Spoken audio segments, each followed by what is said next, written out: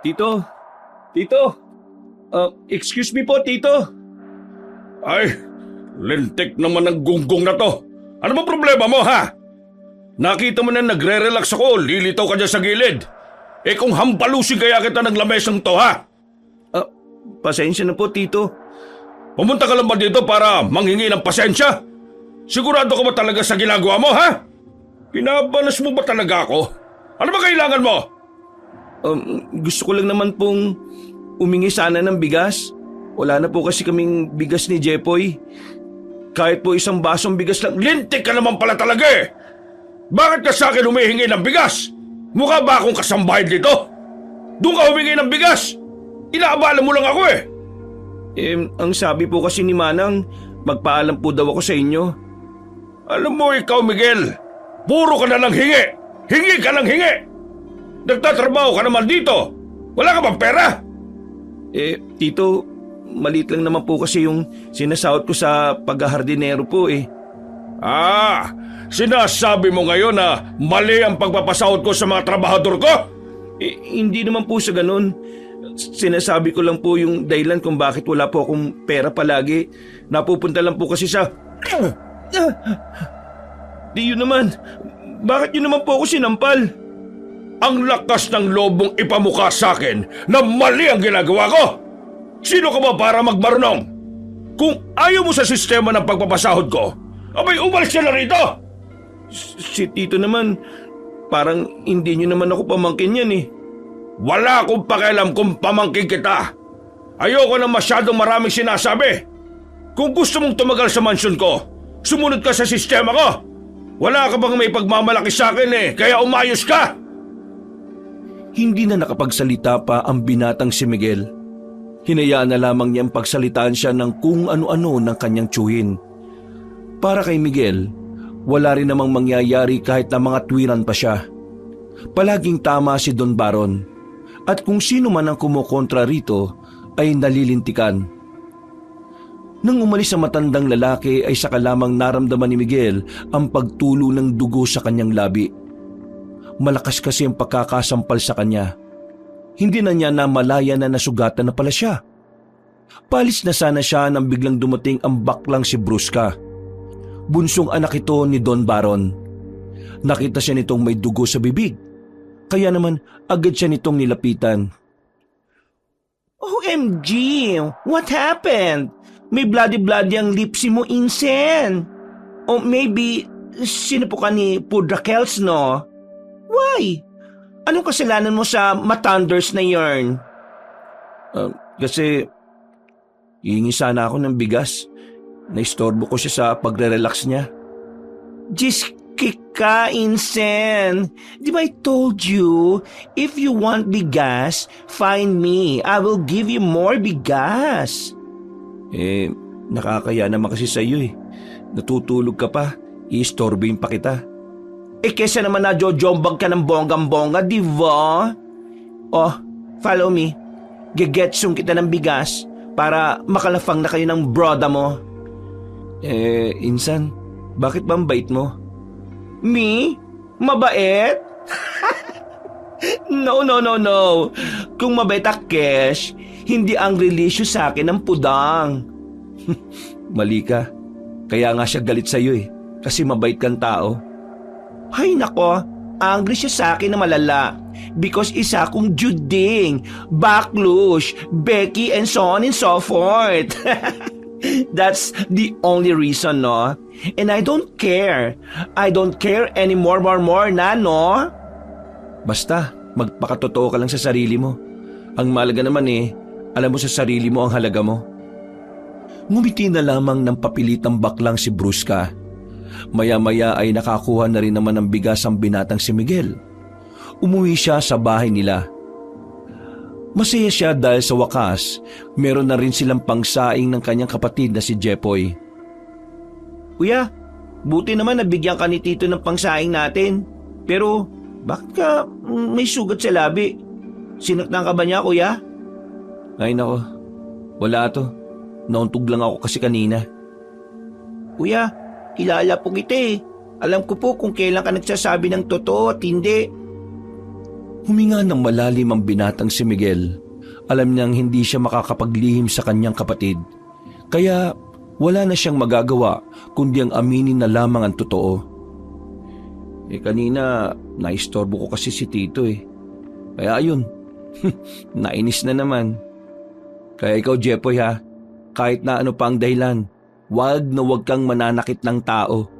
Maliban na lang kung kailangan mong protekta ng sarili mo. Kahit po anong mangyari, hindi ko po gagayahin si Tito. Masama po ugali niya at lagi po siyang nananakit ng tao. Kaya nga dapat maging mabuti ka sa mga taong mabubuti rin sa'yo. Paano naman po sa mga taong masasama sa akin? Di, ipagdasal mo na lang sila sa Diyos. Ang Panginoon na bahalang humusga sa kanila. Oh, doon ka na sa loob. Mausukan ka rito. Sinimulan na ng binata ang pagsasalang ng kanilang pagkain. Mga ilang minuto lang naman ay naluto na rin yon. Sabay silang kumain.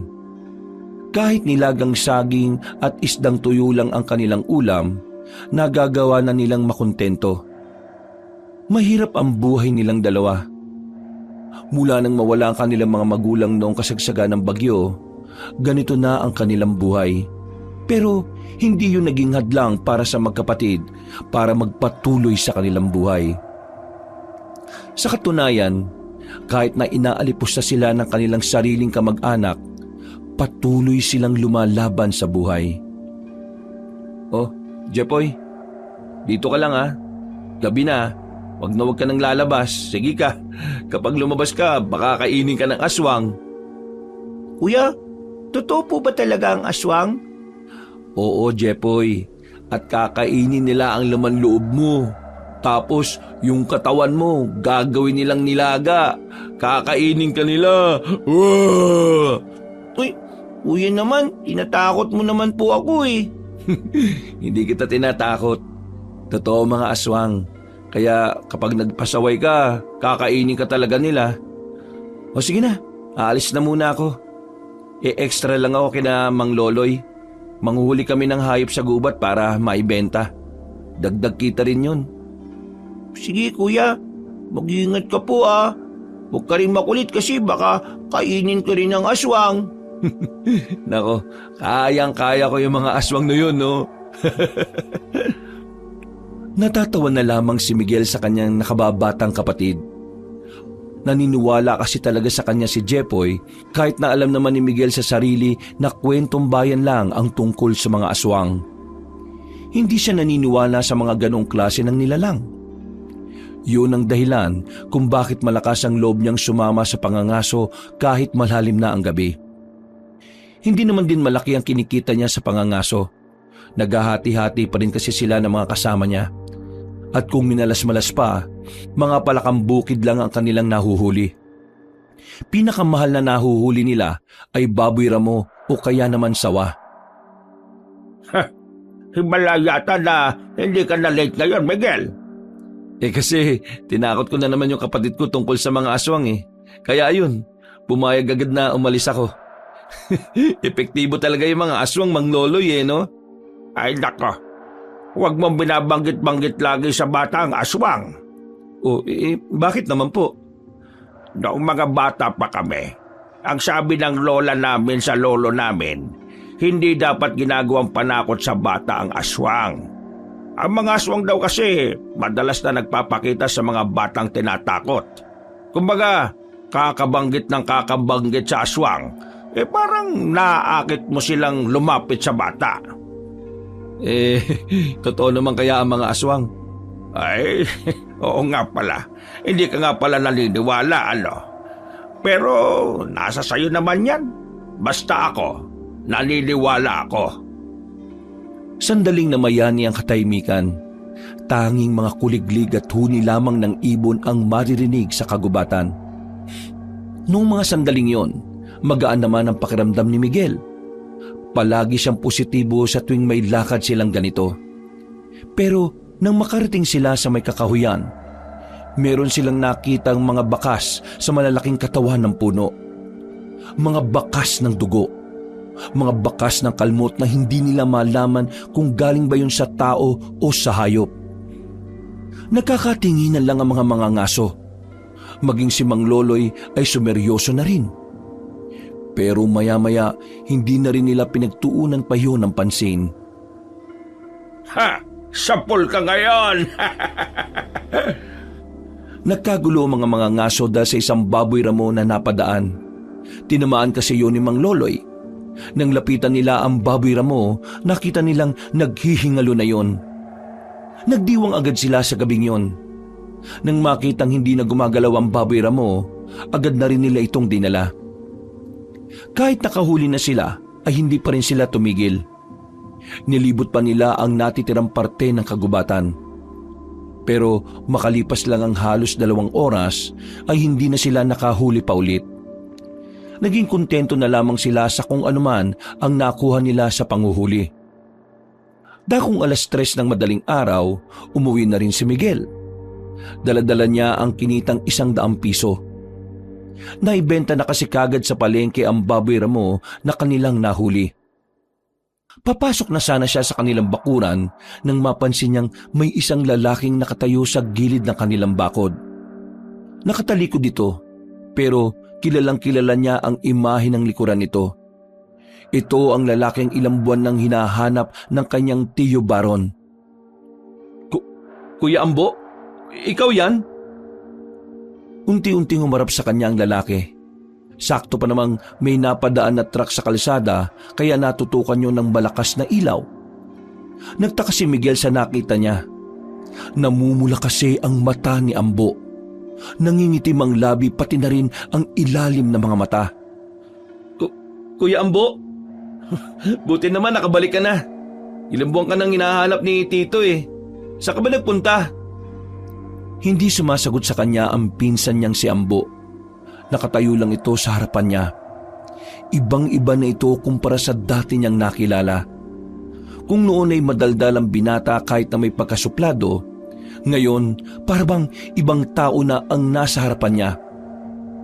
Lalapitan na sana niya ang lalaki nang bigla namang itong tumakbo. Nang habulin yun ni Miguel, hindi na niya yun nakita pa. Bigla na lamang yung nawala na parang isang bula. Oh, nasaan na yun? Ang bilis naman nawala nun. Napapakamot na lamang siya sa kanyang ulo.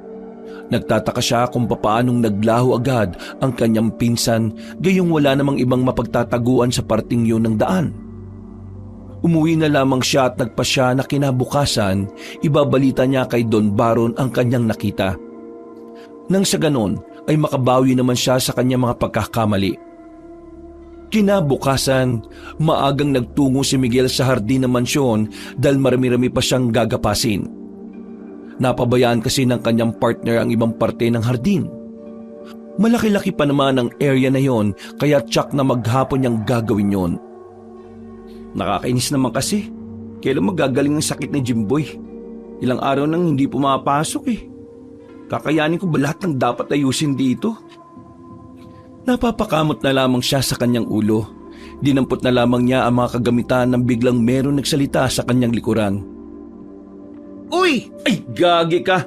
Nagugulat ka naman eh. Kaaga-aga, magugulating ka. Kape pa more. Para ka kasing timang eh, no?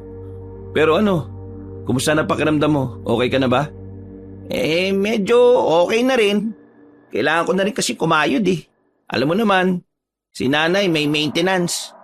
Buti na lang at pumasok ka. Tingnan mo pre oh, mas lalong gumulo yung aayusin mo eh. Pero huwag ka mag-alala, tutulungan naman kita. Natapos ko naman na yung ibang mga gagawin ko dito. Nako, maraming salamat pre ah. Pero ano na naman ba nangyari dyan sa labi mo? Eto, nasampal na naman ako ng tsuhin ko. Nairita kasi sa akin kahapon eh. Langya talaga yung tsuhin mo oh. Hindi pa matigok eh no. Uy, bibig mo. Baka mamaya may makarinig sa'yo. Pero may iba tayo. Alam mo ba kagabi, nakita ko si Ambo sa tapat ng bahay namin. Ibig ko sabihin, sa gilid, sa may bakod namin, sa labas. Ha? Sigurado ka ba dyan? Oo pre, kilalang kilala ko naman si Ambo, ano ka ba? Umarap pa nga nung tawagin ko eh. Kaso, may kakaiba sa kanya. Kakaiba? Paano kakaiba? Teka. Bakla na rin siya gaya ni Bruce ka? Baliw. Hindi. Nagsasabi mo. Nakita ko kasi siya na parang namumula yung mga mata. Nangingitim yung labi tapos yung ilalim ng mga mata niya ganun din. Adik na si Ambo? Lulong? Ganon? Hindi naman siguro adik. Sabi mo namumula ang mga mata, tapos nangingitim yung ilalim ng mga mata. Di malamang walang tulog yun. Mga adik, ganon. Paano yung nangingitim na labi? Nakipaglaplapan sa pusit. Aba, ewan ko. Pre, tingin mo, matutuwa sa akin si Tio kapag sinabi ko sa kanyang nakita ko si Ambo pero may kakaiba? Yan ang hindi ko masasabi. Kilala mo naman ang tsuhin mo. Ayaw na ayaw nun ng bad news. Siguro kung sasabihin mo, wag mo na lang sabihin yung tungkol sa napansin mong kakaiba. Sabihin mo na lang, biglang tumakbo, ganon. Maniniwala kaya yun? Kulit mo. Subukan mo para malaman mo, syempre. Napapailing na lamang din si Miguel. Medyo kinakabahan kasi siya sa maaaring maging reaksyon ng kanyang tsuhin. Batid niya kapag nakarinig ito ng bagay na hindi niya gusto, agad na uusok ang ilong nito sa galit. Pero sa kabilang banda, naisip niya rin na pagkakataon na rin niya yon para makapagpabango ng pangalan kay Don Baron. Kaya naman nang dumating ang tanghali at kailangan na nilang mag-break time, pasimpleng naglakad ang binata patungo sa loob ng mansyon. Nakita niya nagbabasa ng dyaryo ang kanyang tsuhin. Nilakasan na lamang niya ang kanyang loob. Tito, pwede ko po ba kayong maistorbo? Meron lang po sana kung sasabing mahalaga sa inyo. Mahalaga? Tungkol na naman sa paghingi mo ng bigas yan? Babarilin na talaga kita kapag nakarinig pa ako ng bigas sa bibig mo. Tito, hindi po ito tungkol doon. Tungkol po ito kay Ambo. Nang marinig yun na matandang lalaki, kitang-kita ang kasabikan sa mata nito. Si Ambo kasi talaga ang paborito nitong anak. Kaya naman, ganun na lamang ang reaksyon nito nang marinig ang pangalan ng anak. Bakit? Anong meron sa anak ko? Kanina po kasi madaling araw, nakita ko po siya sa tapat ng bahay namin . Ano? Nakita mo si Ambo? Anong sinabi niya? May nasabi ba siya tungkol sa akin dito sa mansyon? Wala po . Kinakausap ko nga po siya pero hindi naman po siya sumasagot. Tapos, nang matapatan po ng liwanag yung mukha niya, kasi may dumaan na sasakyan . Nakita ko pong namumula yung mga mata niya. Tapos, yung labi niya at yung ilalim ng mga mata niya po, nangingitim. Tapos parang hindi niya po ako kilala . Kahit na anong kausap ko sa kanya. Ano? Pinagsasasabi mo dyan? Ang ibig ko lang pong sabihin, baka po merong nagbago sa kanya. Sinasabi mo bang nalulung ang anak ko sa ipinagbabawal na gamot? Hindi po yun ang ibig kong sabihin. Ano? Yun naman ang patutunguhan ng mga pinagsasabi mo . Kung wala kang magandang sasabihin tungkol kay Ambo, ha? Lumayas ka sa harapan ko. Baka masaktan na naman kita. Akala ko pa naman magandang balita na. Yung pala gagawa-gawa ka lang ng kwento. Arantado! Hindi po ako gumagawa ng kwento, Tito. Totoo po yung sinasabi. Huwag mo kong gaguhin, Miguel, ha? Anak ko ang pinag-uusapan dito. Huwag mong sirain sa akin ang imahe ng anak ko kasi baka mapatay na lang talaga kita. Hindi totoong nagbagong anak ko, tatandaan mo yan. Nagkaroon lang kami ng tampuan pero babalik pa rin siya ng maayos at matino. Sinipa pa ni Don Baron si Miguel nang umalis ito ng sala. Agad namang dumating si Jimboy para tulungan siya na makabangon. Ano ka ba? O naman kasi. Sinabi ko naman kasing wag mo nang sabihin yung tungkol sa pagbabago ni Ambo. Sinabi mo pa talaga. Tingnan mo nangyari sa'yo. Di pa nga gumagaling yung sugat mo sa labi . May bago ka na naman. Akala ko kasi matutuwa siya sa ibabalita ko . Ano matutuwa? Kahit na sinong ama kapag ganun yung narinig, magagalit talaga, no? Tumungo na lamang sila sa hardin at doon na lamang sila kumain. Huminga ng malalim si Miguel. Natulala na lamang siya dahil hindi niya rin talaga inakala na ganun ang mangyayari. Mga ilang sandali lang, natapos na rin nila ang kanilang ginagawa. maaga silang nakaalis ng mansyon. Noong mga sandaling yun, dadaan na muna ang magkaibigan sa bahay ni Mang Loloy. Hihingi sila ng langis na makakatulong sa mabilis na paggaling ng sugat ni Miguel. Nako, ginawa ka na naman punching bag ng tsuhin mo. Ito kasing si tropa ko eh. Ayaw pa humanap ng ibang trabaho.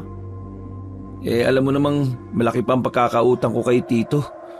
Sa kanya ko hiniram yung perang pinampaggamot ko kay Jepoy nung nakaraang taon, hindi ba? Ay, mahirap talaga kapag may utang.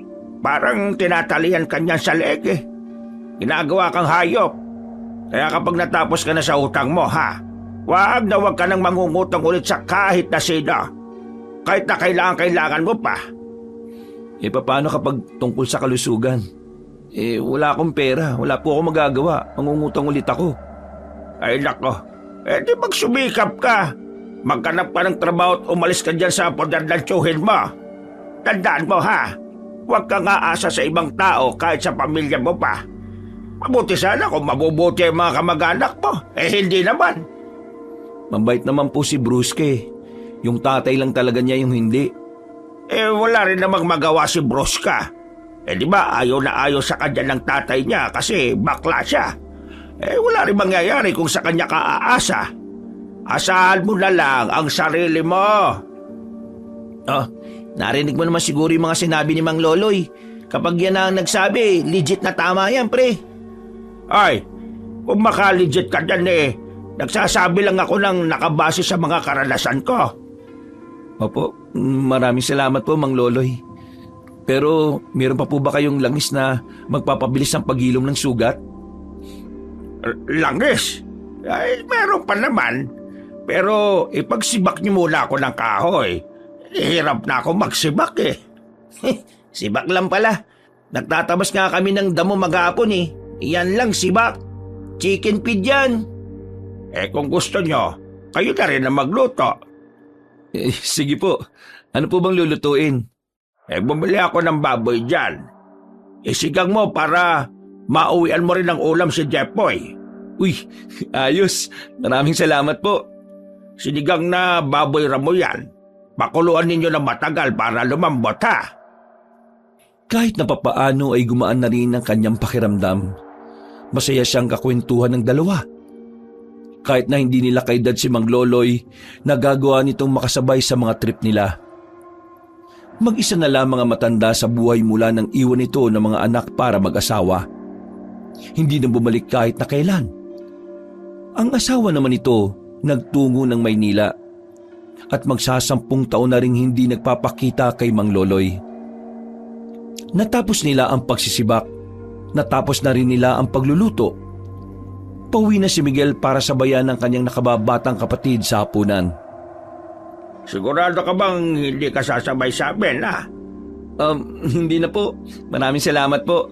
Hinihintay na kasi ako ni Jepoy sa bahay Mas gusto ko kasing kapag ganitong masarap ang ulam, si Jepoy ang kasabay ko. Ayaw ko rin po kasing kumakain ng mag-isa ang kapatid ko Ay, kung sa bagay, maganda ngang nagsasabay kayo palagi. Kumusta mo na lang ako sa kapatid mo Sabihin mo kapag nagpunta ako sa inyo bukas, bibigyan ko siya ng turon. Uy, maraming salamat pre. Maraming salamat po ulit Mang Loloy para sa sinigang na to. Habang naglalakad si Miguel sa tahimik na gabi, ay nako, paniguradong marami na naman makakain si bunso nito. Tuwang-tuwa ang batang si Jepoy na makauwi na si Miguel sa kanilang bahay. Sa sobrang tuwa ng bata, hindi na nga nito napansin ang mga bagong galos sa mukha ng lalaking si Miguel. Masaya silang kumain ng mga oras na yon. Pagkatapos, pahinga lang saglit ay naglatag na rin si Miguel ng banig. Kuya, kailan po kaya tayo yayaman? Alam mo, Jepoy, dapat ang unang iniisip ng mga kagaya nating dukha ay kung kailan tayo makakahanap ng tamang oportunidad. Kasi ang pagyaman, nandyan lang yan. Kapag nandyan na yung tamang pinto para sa'yo. Pero syempre, kailangan mo pa rin trabahuin. Kasi wala namang madali sa mundong ito Kahit piso nga, kailangan mo pa rin ilaban. Mahirap po pala yumaman, kuya, no? Maging mahirap na lang tayo para hindi mahirap yumaman. Kapag naging mahirap ka habang buhay, mahirap talagang yumaman. Pero kung ang utak mo ay may magandang layunin at patutunguhan, magiging swabe ang lahat. Hindi madali, pero ang mahalaga, alam mong may pupuntahan at direksyon. Ang tawag dyan, mindset. Right mindset. Kasi dapat ang isip mo, laging positive. Laging may mangyayaring maganda. Ngayon o sa hinaharap. Hindi kita maintindihan, kuya. Basta kapag yumaman ako, isasama kita. Nako, dapat lang no, kuya mo ako eh. Ay nako, hindi mo pa talaga maintindihan ngayon, Jepoy. Kung ano-anong pinagsasabi ng batang si Jepoy kaya ilang sandali lang ang nakalipas, nakaidlip na rin sila. Maimbing ang kanilang tulog ng mga sandaling yon. Mga dakong 6:00 na sila nagising. Umaambon na pala sa labas. Naku, naambon na pala. Ano kayang mangyayari nito mamaya sa garden? Papasok kaya si Jimboy? Kuya, huwag ka na kaya pumasok ngayon. Masama po ang panahon eh. Baka po makidlatan kayo. Uy, nagising ka rin tuloy. Hindi naman siguro kami makikidlatan. Kailangan kasi talaga naming matapos yung ginagawa namin sa Ardin eh. Doon kasi gaganapin yung kaarawan ni Tito. Ay, ganun po ba? O paano, dito ka lang muna ha. Ibibili lang kita ng pandesal. Sige po, magdala ka po ng payong, kuya. Kinuha ni Miguel ang payong na nakasabit sa gilid ng bahay nila. Sira-sira na ang tangkay ng mga payong na yon. Pero wala siyang magagawa kundi ang pakinabangan na lamang ito. Lumabas siya ng bahay at nagtungo sa malapit na bilihan ng pandesal. Sa hindi inaasahang pagkakataon, nakita niyang binabasto sa tindahan si Bruska. Inaasar ito ng mga tambay na amoy alak. Kesa naman mga peslak niyong lokbo. Walay nagganap sa life. Bigat pa sa mga family. Ay nako, Diyos ko. Di pa naging pataba sa lupa mga mukhang monsters na ite. Uy, kayo! Kung wala kayong magawang maganda sa mga buhay nyo ha, huwag kayong mandadamay ng iba. Wala namang ginagawa si Bruska sa inyo eh. Musta nga kayo rito? Nakakaharang lang kayo sa tindahan eh. Ano, di kayo alis? Alis! Ahambalusin ko kayo dyan eh. Alis na! Agad-agad na nag-alisa ng mga yon nang humawak ng kahoy si Miguel. Nakahinga naman si Bruska ng maluwag dahil sa kanyang ginawa. Lagi ka bang pinag-iinitan ng mga yon? No care naman ang beauty ko sa kanila, no? Kahit how many times nila keshwarlahin, aba, go, go, go lang ang palaban na bakla na ite, no? Sabi mo lang sa akin kapag sinaktan ka ng mga yon ha. Mayayari talaga sila sa akin. Super duper thank you, Insen. Don't chawawi. Goods na goods naman na cash, no? Kaya ko ang self ko. Kung hindi, edi tegi. Ay, siya nga pala Bruska. Si Ambo. Nakita ko sa amin noong madaling araw. Munti ka na mabitiwan ng beke na si Bruska ang hawak-hawak nitong pagkain. Nabigla ito hindi dahil masaya itong malaman ng bagay na yon, kundi dahil natataranta ito sa posibilidad na makakasama na naman niya ang kanyang kuya. Oh, bakit hindi kaya masaya? How can I be happy? Siya yung mini-mini pudang. Akala mo good boy ang Totoy? No! Pag wala siyang magawa, ako yung punching bag ng loka. Ha? Talaga? Parang hindi ko naman nakikitang ginagawa niya yon. Malamang, don't niya ipapashow sa madlang people ang kanyang lihim na personality. Kaya ang aking beauty, bugbog ng brother kong enemy. Mali pa lang pagkakakilala ko sa kanya. Akala ko suplado lang siya. See? Hindi mo siya knows ng fully, no? Kung truth man na side song mo siya, nako, finish na naman ang beauty cash. Baka jombagin ng malala na naman ako ng Totoy na yon. Kapag ginaganon ka niya, matuto ka kasing lumaban. Hindi ka niya masasaktan kapag alam niyang kaya mong pumalag eh. Shows? Ikaw nga eh. Doon ka naman makafight kay Pudra. Kahit lagi ka niyang hina-hurt. Ka ba? Iba naman yun. Wala akong choice eh. Kapag lumaban ako, mawawalan ako ng trabaho. At kapag nawalan naman ako ng trabaho, paano naman si Jepoy? Ako lang naman ang inaasahan niya. Isang malalim na paghinga na lamang ang kanyang ginawa. Nang matapos ang kanilang pag-uusap ay agad naman silang naghiwalay ng landas. Binalikan na lamang niya ang kanyang kapatid at sabay na rin silang nag-almusal. Pagkatapos kumain ay nagtungo na rin si Miguel sa mansyon para magtrabaho. Naroon na si Jepoy ng mga sandaling yon. Nasa garden pero hindi makapagsimula ng trabaho.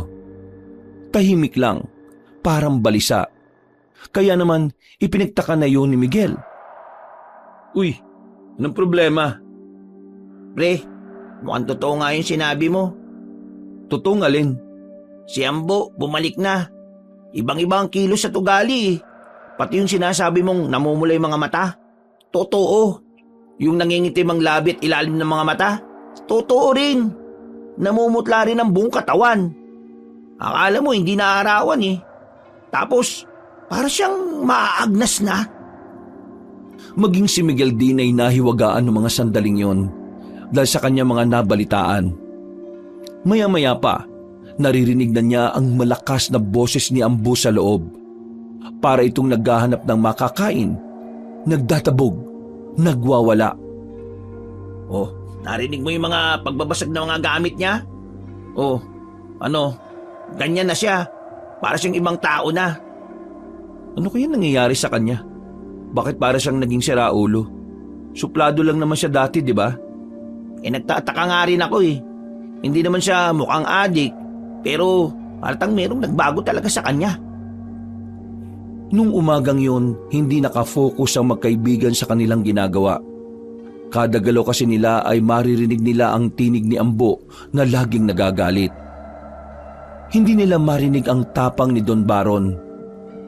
Kaya noong mga oras na yon, nababahala na rin ang dalawa na baka mapagbuntungan sila ni Ambo. Kaya naman, mas binagalan nila ang kanilang pagtatrabaho para nasa hardin lang sila. Mga bandang hapon, Bigyan niyo ako ng ilaw na manok! Nagugutom ako! Nagugutom ako! Hoy! Ano bang tinitingin-tingin niyo dyan, mga kasambahay? Kumuha na kayo ng kung anong gusto ng anak ko! Mga inutil! Bilisan niyo kumilos! nang marinig ni Miguel at Chimboy yon, ay dali-dali silang sumiksik sa gilid ng halamanan. Natatakot sila na baka makita sila ni Ambo. Alam nilang magtitripan sila nito sakaling pumunta si Ambo sa garden. Nang sumilip sila, nakita nila si Don Baron at Ambo na patungo nga sa kanilang kinaroroonan. Pinagpapawisan na sila, pero biglang dumating ng mansyon ang baklang si Brusca. Hoy, kapatid! Halika nga! Namiss kita sobra eh. Saan ka ba galing at bakit ngayon ka lang? Kanina ba kita iniintay ah? Diyos ke, nandito ka na Mers. Way so smelly ng hininga mo, Bex. Malansa. Para kang fish na walay ligo. Hoy, may sinabi ba akong pwede ka sumagot ng ganyan sa akin? May sinabi ba ako? Nagulat sila Miguel at Chimboy nang makitang biglang hinawakan ni Ambo sa leeg ang kapatid nito. Malakas nitong idinikit sa pader si Brusca. Uy, ano gagawin mo? Tutulungan ko si Brusca. Baliw ka talaga. Hayaan mo na silang magpamilya. Baka madamay ka pa. Hindi ko kayang makita na ganyan, pre. Tingnan mo si Tito, oh. Wala siyang pakialam. Iisipin mo na lang ang kapatid mo. Uy! Hindi na nagpapigil ang binatang si Miguel. Lumabas na sila sa kanilang pinagtataguan at matapang na lumapit doon. Nang makita siya ni Ambo, ay saka lamang binitiwan si Brusca. Tsaka mong person ka, yayakapin mo na lang Kesh sa leeg pa. Ambo, hindi naman yata tama yung ginagawa mo sa kapatid mo. Oh, Miguel! Nagkita tayo nung madaling araw, di ba? Ay teka, bakit ka pala nakikialam sa aming magkapatid? Gusto mo ba na sa'yo ko na lang gawin yung ginagawa ko sa kanya ngayon? Hindi naman sa ganon. Ang sa akin lang, wag naman sana kayo magsakitan. Kawawa naman kasi si Brusca. Hindi naman kasi lalaban sa inyo yan. Kaya gusto mong ikaw na lang ang lumaban sa akin? Mukhang may bitaw ka eh. Hindi naman sa ganon, Ambo. Hoy! Ikaw! Ang kapal ng mukha mong makisali sa usapan ng magpapamilya. Sino ka ba dito, ha? Magpapamilya po bang nagsasakitan? Ay! Ayoko sa lahat yung nakikisali. Nagulat na lamang si Miguel nang hawakan siya sa liig at binalibag siya papunta sa direksyon ng garden. Tumama ang likod ni Miguel sa lapag kaya hindi agad ito nakatayo. Agad namang siyang nilapitan ni Jimboy para tulungang makabangon. Ikaw naman kasi. Sinabihan na kasi kita. Ayaw mo makinig sa akin eh. Hoy! Ikaw! Kaibigan ka niya, di ba? Gusto mo rin bang masubukan ng bago kong lakas? Hindi po sir. Hindi po ako lalaban. Tutulungan ko lang pong tumayo tong si Miguel. Stop na nga ang Warla. Don't na jumombag, broda. Huwag mo na silang idamay sa angry nyo. Wala naman silang kinalaman sa family natin eh. Hindi ko naman sila dinadamay eh. Sinusubukan ko lang kung anong pakiramdam ng bago kong katauhan. Diyos ko, broda. What happened? What happened to yourself? You're not like naman dati ah. Nawalay ka lang sa baler. Nag-change na yung personality mo. Gusto mo malaman? Malalaman mo rin sa tamang panahon. Sa ngayon, manghula ka na muna, bakla! Tumawa ng malakas si Ambo at saka naglakad na rin pabalik ng mansyon. Nawiwindang na lamang sila sa lahat ng mga nangyayari. Kahit kasi si Don Baro na kilala nilang barumbado at matapobre, tila tiklop kay Ambo. Maya-maya lang ay nakita nilang pinasarado ni Ambo ang buong kusina nang dumating na ang mga hilaw na manok. Wala na silang ideya kung ano ang ginagawa ni Ambo roon. Basta nang matapos na ang trabaho ni Miguel at Jimboy, umalis na rin sila roon bago pa sila mapagbuntunan ulit ng lalaki. Tamang pahinga na muna sila sa harapan ng bahay nila Miguel. Nalilito pa rin sila kung ano ang nangyayari kay Ambo. Sobrang layo na kasi ng kilos nito kung ikukumpara sa dati. Pre, ngayon masasabi ko na to sa'yo. Kanina ko pa to gustong sabihin kaso nasa mansyon pa tayo eh. Ano ba yun? Kanina kasi nung hinawakan niya ako, may naramdaman akong mahahabang kuko sa kamay niya. Tapos, nung tingnan ko ulit, nawala na. Pre, sigurado ka ba sa nakita mo? Baka naman, maya-maya guni-guni mo lang naman pala yun. Sigurado ako pre. Malakas talaga ako tub ko. Hindi na tao si Ambo. Ha? Hindi na tao? Isa lang ang hula ko pre. Ano? Aswang. Aswang na si Ambo. Hindi agad nakapagsalita ang lalaking si Jimboy ng mga sandaling yon. Pero kitang-kita ni Miguel ang takot at kaba sa kalooban ng kanyang kaibigan. Kahit din naman si Miguel, nag-aalangan pa siyang isipin ang bagay na yon. Kinagabihan. Gabi na! Bakit narito na naman kayo? Higi na naman ba kayo ng langis? Ay, hindi po. Itong si Miguel kasi may gusto lang pong malaman. Malamang tungkol saan? Mang Loloy, di po ba may nalalaman po kayo tungkol sa mga aswang? Oo, meron nga. Pero bakit kayo naging interesado sa mga aswang? Si Ambu po kasi, yung anak ng tiyuhin ko na matapobre, nagbalik na ulit sa mansyon. Pero kakaiba na po yung kinikilos at ugali niya eh. Yung mga mata niya po, namumula. Tapos, para siyang laging galit. Nakita pa nga ni Miguel na humaba raw yung kuko ni Ambo eh. At ang mas nakakapagtaka pa po, nagpakuha pa ng mga hilaw na manok si Ambo. Tapos, dinala sa kusina. Isinarado yung kusina. Pagkatapos, wala namang pagkain na niluto. Mang Loloy, posible po bang aswang na si Ambo? Sa sinabing yun ng dalawa, sandaling natigilan ng matandang lalaki. Umupo ito sa hagdanan. Napatingin sa ibaba at parang malalim ang iniisip. Ang magkaibigan naman ay nag-aabang lang ng sasabihin ni Mang Loloy. Alam niyo, hindi ako eksperto sa mga ganyang bagay, ha? Pero may nagsabi sa akin ng mga kakilala ko noong nasa Aklan pa ako. Ang sabi, ang isang tao pwede naman daw maging aswang. May dalawang uri kasi ng pagiging aswang eh. Yung isa, natural. Kumbaga, noong ipinanganak siya aswang na siya dahil nasa lahi nila yon. Yung isa naman, hindi natural. Yung hindi natural, ito yung mga ginagawa ng mga aswang parang isang tao, gagawin nilang kauri nila. Kung ganun, pwedeng ganun din yung nangyari kay Ambo? Ay, hindi naman tayo po pwede magsabi na aswang nga ang lalaking sinasabi niya. Hanggat wala pa kayong matibay na ebidensya, hindi natin pwedeng sabihin na aswang nga talaga siya. Hindi ba matibay na ebidensya yung mga kinikilos niya ngayon?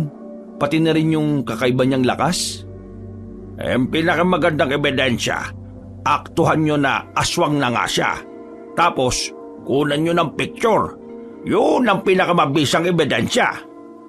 Nako, mukhang mahirap yung ganyan. Isa pa, wala naman kaming camera. Cellphone nga wala eh. Ay meron akong alam na paraan para malaman yung aswang nga siya talaga. Sige po, sabihin niyo po sa amin. Interesado po kami. Ganito, kumuha kayo ng bawang na tuyo. Yung binilad sa araw, hindi yung pinrito ha. Yung bawang na tuyo, ilalagay nyo ilang metro ang pagitan sa kanya. Kasi kapag naamoy na yun, makikita nyo yung reaksyon niya. Hindi po ba kami mapapahamak dyan? Mapapahamak kung hindi kayo mag-iingat. Nagkatinginan na magkaibigan. Noong mga sandaling yon ay nabuo na ang kanilang loob. Kahit na alam nilang malalagay sa alanganin ng kanilang sarili, gagawin pa rin nila yon. Inaalala kasi nila na baka makapanakit pa ng ibang tao ang pinsan ni Miguel. O ganito ang gagawin niyo kung sakaling aswang nga yung pinsan mo, Miguel. Kapag natapos yung ilagay yung bawang, umalis na kagad kayo at huwag na muna kayong pumunta sa mansyon. Dahil maaamoy niya yung bawang sa kamay ninyo. Sige po, maraming salamat po Mang Loloy. Tatandaan po namin yung mga sinabi ninyo. Hindi na rin naman sila nagtagal sa bahay ni Mang Loloy at umuwi na rin sila. Pagdating ni Miguel sa kanilang bahay, inabutan nila si Brusca sa tapat nila. Nasa labas ng bakuran, umiiyak at mayroong sugat sa bandang braso. Vincent! Help me! Oh, bakit ka umiiyak? Teka, anong nangyari dyan sa braso mo? Sinaktan ka ba nila? Vincent, I think Kuya is a monster. Teka, anong nakita mo? Kanina, while talk show kami sa aking room, humaba ng bongga ang kanyang Kuko Martin. Kinalmot mi sa pes pero nakailag akis. Kaya ite sa braso akis tinamaan. Masyukit nga eh. Halika na nga muna. Dito tayo sa bakuran namin. Gagamutin ko muna yan. Tapos mag-usap tayo tungkol dyan kay Ambo. Inalalayan niya ang binabae papasok sa kanilang bakuran. Noong mga sandaling yon, agad na kinuha ni Miguel ang kanyang panggamot na bigay din ni Mang Loloy. Nang masiguro nilang nakatulog na si Jepoy, dito na sinabi ni Miguel ang halos pareho nilang napapansin kay Ambo. Alam mo, sa totoo lang, nakita ko na rin yung sinasabi mo. We, hindi nga. Oo, kanina. Ang lakas din ng kuya mo. Hindi na siya pangkaraniwan. Sobrang laki ng pinagbago niya mula nang mawala siya. What you think? Hindi ko alam kung maniniwala ka, pero ang hinala namin ni Jimboy, aswang ang kuya mo. Ay, Jiske, sabi ko na nga ba eh. Uy, shh, maingay. Ang magising si Jepoy. Teka, ibig bang sabihin, pinaghihinalaan mo rin siyang aswang? Oo, Insen. Yun nga ang umenter sa aking brain center eh. Ha? Brain center? Basta, sa aking utak. Oh, okay na. Kung tingin mo pala aswang yung kuya mo, may bala ka bang malaman kung ano ang nangyari sa kanya? Yes na yes naman, no? Pero I need to talk to our mudra. Kakausapin mo si Tita Fatima? Want mo ba Gomora? Ipapalam ko muna kay Mudra Kels kung ano yung nangyayari sa kanyang panganay Kels. Yang kaso, walang may iwan kay Jepoy eh. No problem. Isama mo ang bagets. Okay lang ba yun sa'yo? Oo naman, no? Hindi naman wire lang mudra unlike pudra. Laging angry ang thunders na yon. O sige, bukas, pagkatapos ng trabaho namin sa garden, gabi na tayo umalis para hindi makalata ang kuya mo o ng tatay mo. Okay, pero uy, super duper thank you sa paggagamot sa akin ha. Medyo goods na ang bakla ulit. Wala yon. Para saan ba naging magpinsan tayong dalawa? Nung gabing yun, tila naging palaisipan pa rin kay Miguel ang mga dahilan kung bakit tumantong sa ganon si Ambo. Sa pagkakaalala niya kasi, bigla naman itong umalis ng mansyon ng walang pasabi. Wala itong naging senyalis ng kahit na anong pagiging aswang. Kaya sa palagay ni Miguel, meron napuntahang lugar o nakilala mga taong binatang si Ambo na maaring yun din ang naging dahilan. Kinaumagahan, nagising si Miguel hindi dahil sa ingay ng mga tilaok ng mga manok, kundi dahil sa ingay ng batang si Jepoy. Nang bumangon ang lalaki, nakita na niya si Ambo na nasa loob ng kanilang bahay. Nakaupo sa harapan ng lamesa at merong kinakain na hindi niya naman matukoy. Ay, magandang umaga sa pinsan kong may malasakit kay Brusca. Anong ginagawa mo dito? Bakit ka pumasok sa bahay namin nang hindi nagpapaalam? Ha! Nakakalimutan mo na ba? Pagmamay-ari ito ni Mama. Pinairam lang sa tatay mo. Kaya sa madaling salita, may karapatan din ako rito. Isa ba? Ikaw nga pumapasok ka ng mansyon nang hindi nagpapaalam sa akin eh. Nung nawala ko, malamang sa malamang, lagi ka rin nasa bahay namin. Ano bang kailangan mo at bakit ka narito? Sabihin mo na, natatakot na yung kapatid ko sa iyo, no? Hindi ko ba alam dyan sa kapatid mo kung bakit siya natatakot? Pinakita ko lang naman sa kanya yung ano ko. Ang ibig ko sabihin kung ano ang tunay kong ugali. Sige na, umalis ka na kung wala ka namang kailangan. Tumayo si Ambo at agad itong lumapit sa kanya. Tumingin ito ng seryoso at diretso sa kanya. Nakaramdam ng kaba si Miguel, lalo na nang maamoy niya ang kakaibang lansa na nanggagaling sa hininga ng kanyang pinsan. Ang kailangan ko, manahimik ka lang. Yun lang ang kailangan ko, Miguel. Manahimik? Hindi kita maintindihan. Ano bang sinasabi mo? Huwag kang makikialam sa pamilya namin. Lubayan mo si Brusco kung ayaw mong hindi ko rin lubayan ang kapatid mong yan. Kuya, nakakatakot po siya. Palabasin niyo na po siya dito. Ako? Nakakatakot? Bakit ka naman matatakot sa akin wala pa naman akong ginagawa? Masama ka eh. Masama ka. Ako? Masama? Huwag mo na siyang lapitan. Tigilan mo na kami. O sige. Basta sundin mo ang sinasabi ko sa iyo, Miguel. Titigilan ko kayo. Pero ito ang tatandaan mo, Miguel. Palaging nasa panganib ang buhay ng mga may nalalaman. Padabog na sinara ni Ambo ang pinto nung lumabas ito. Tumatawang umalis ng bahay ang lalaking si Ambo. Agad namang nilapitan ni Miguel ang kanyang kapatid at niyakap ng mahigpit. Kuya, nakita ko po kanina. Nakakatakot po yung mukha niya. Alimaw po siya.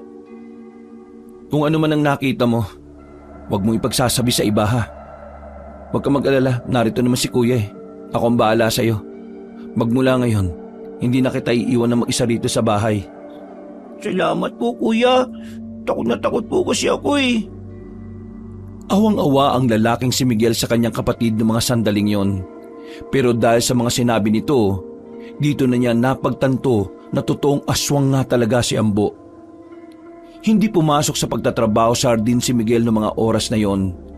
Sa takot niya, kinuha niya si Jepoy at dinala niya muna ito kay Mang Loloy. Sigurado ka ba na hindi ito iiyak sa akin, ha? Hindi naman po. Kilala na po kasi kayo ni Jepoy. Kasi minsan nakukwento kita sa kanya eh.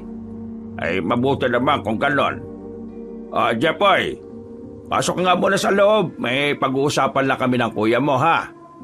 Sige po, Mang Lolo. Loloy yon, Loloy. May letrang Y sa dulo.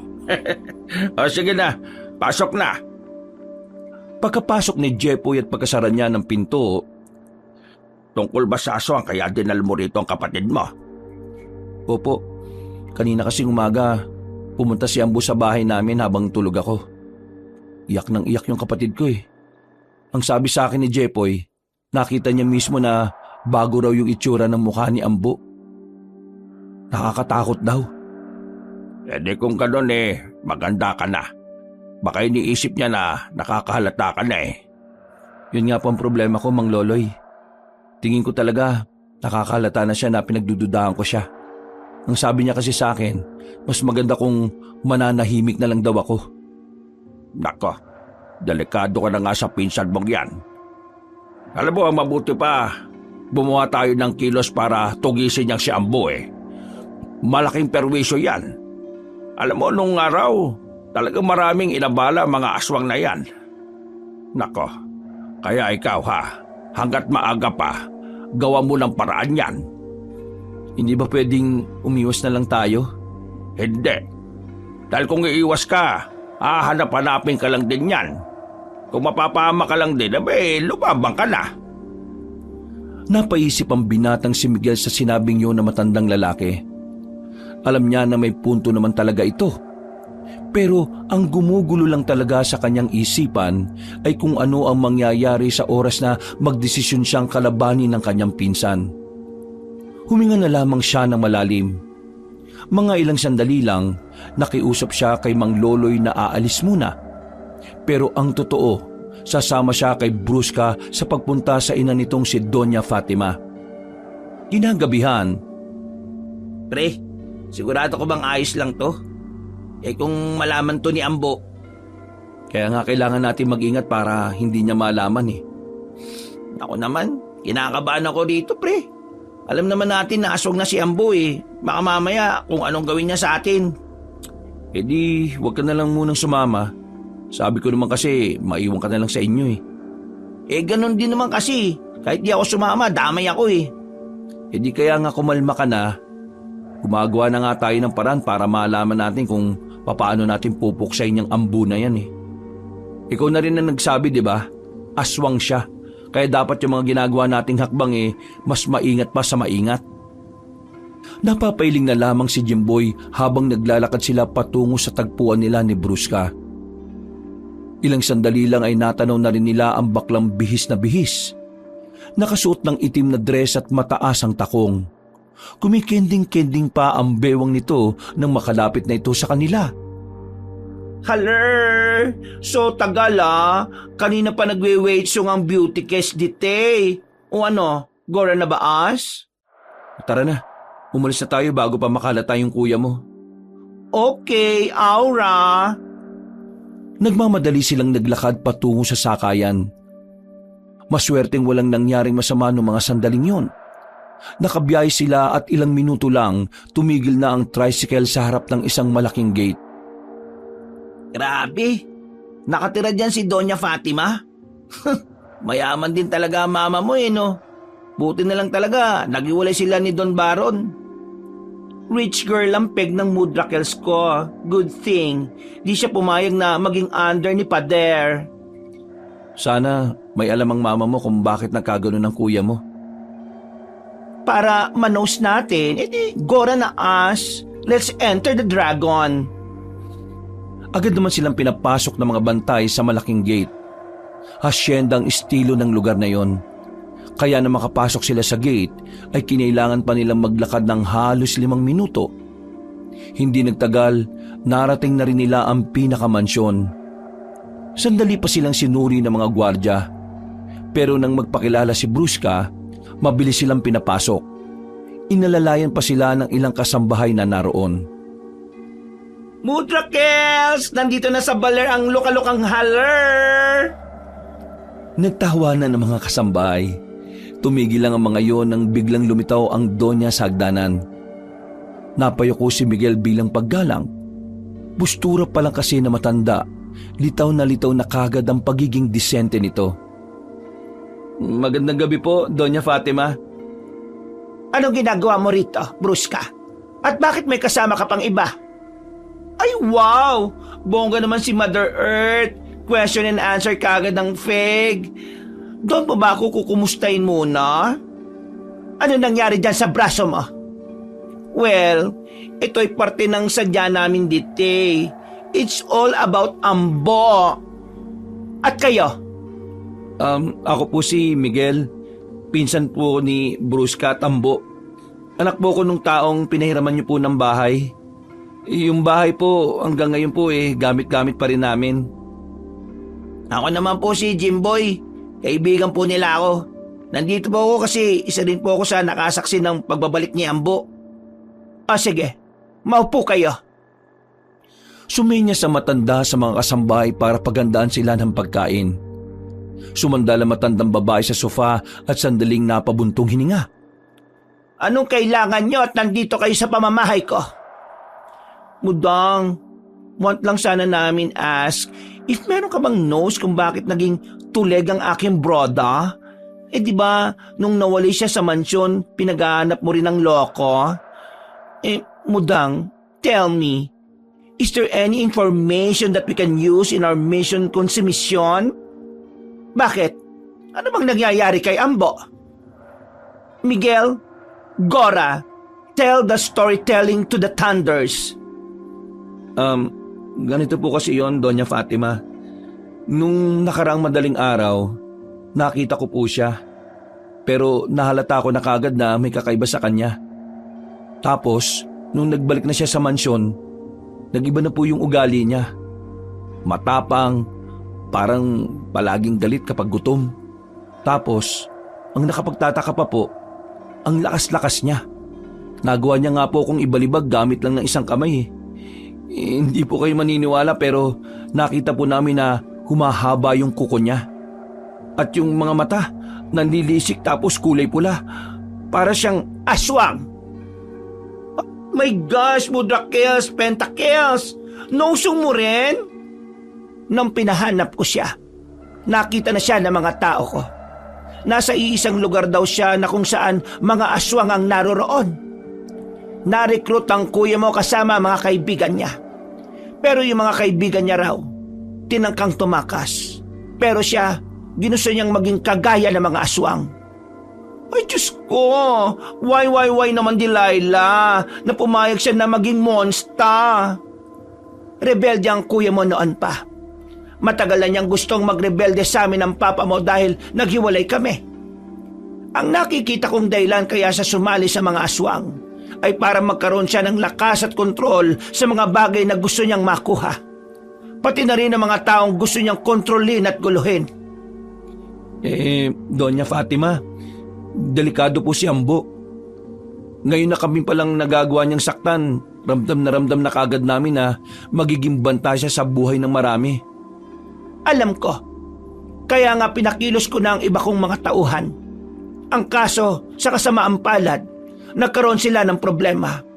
Nang magbalik sila sa lugar ng mga aswang, wala na silang inabutang buhay. Patay na ang mga aswang, at ang pumatay sa kanilang lahat ay si Ambo mismo, ang kuya mo. Ay wow! Angas ng aurahan ni Broda ha? Why naman niya ginawa yon? Bad doing na yon. Ang hinala ko, gusto niyang siya ang maging pinuno ng mga aswang.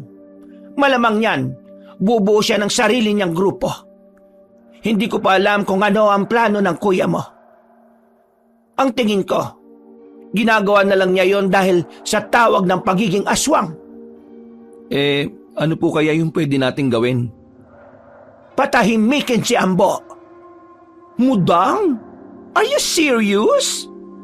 Wala naman na tayong magagawa. Kung hindi natin siya papatayin, maraming buhay ang mapapahamak. Kaya habang maaga pa, kailangan nating gumawa ng paraan. May naisip na po ba kayo? May nakausap akong albularyo. May alam siya kung paano papaslangin ang mga aswang. Bukas na bukas, total narito na rin naman kayo. Kayo na lang din ang uutusan ko. Hindi ko na pwedeng utusan ng mga tao ko dahil kabisado na ng mga aswang ang amoy nila. Kabisado na rin naman po ni Ambo yung amoy namin Pero alam naman natin na yung mga kasama ni Ambo ay hindi kayo kilala. At si Ambo ay sa mansyon lang naman palagi. Ibibigay ko sa inyo ang lugar kung saan niyo matatagpuan ang albularyo. Nakakatinginan ng tatlo ng mga sandaling yon. Nararamdaman na ni Miguel ang kaba. Alam niya na dito na magsisimula ang hakbang na gagawin nila laban kay Ambo. Pagkatapos ng pag-uusap na yon, lumabas na rin sila ng asyenda. Iniatid naman sila pero hanggang gate lang. Noong mga sandaling yon, kailangan nilang maglakad kahit na may kadiliman na. Malayo-layo ang kanilang lalakarin dahil walang dumadaan na tricycle. Scared pala, Kesh. Natatakot ka? Saan? Scared ako sa aura natin kontra Ambo and friends. What can I do? Syukla Akesh, lantang pepay, mainang bakla. Becky lang Akesh eh. Wala Akesh kayang gawin. Baka maging heavy stone na pabigat lang Akesh sa inyo. Sinasabi mo ba yung mga yan kasi iniisip mo na ang dahilan bakla ka? Tumpak! Pak na pak! Kurak! Hindi mo dapat minamalit ang pagiging bakla mo, Bruska. Oo, bakla ka. Dapat ikaw ang unang magtataas sa sarili mo. Dahil alam mo naman na marami mga tao ang may ayaw sa mga kagaya mo. Pero hindi ka basta bakla lang, no? May purpose ka sa buhay. At hindi porke bakla ka, wala kang kayang gawin. Ito ang tatandaan mo Bruska, minsan mas lalaki pa sa lalaki ang mga bakla. Maraming pagkakataon na mas nagpapakita pa ng tapang ang mga kagaya mo kaysa sa ibang lalaki na malalaki nga ang katawan, malalaki ang mga boses, pero wala rin naman. Kasi yun ang laging saying ni Pudrakel sa Akesh na ako backlush, kaya walay akong silbi. Hindi raw useful ang beautiful girl na kagaya Kesh. Ano mo, ever since mag-break ang pudang at mudang, tingin sa akin ni Pader isang salot, malas, baklang walang future, basura, patupon ng life, at higit sa lahat, don't niya raw ako naging anakish. Walay raw siyang anakis na bading.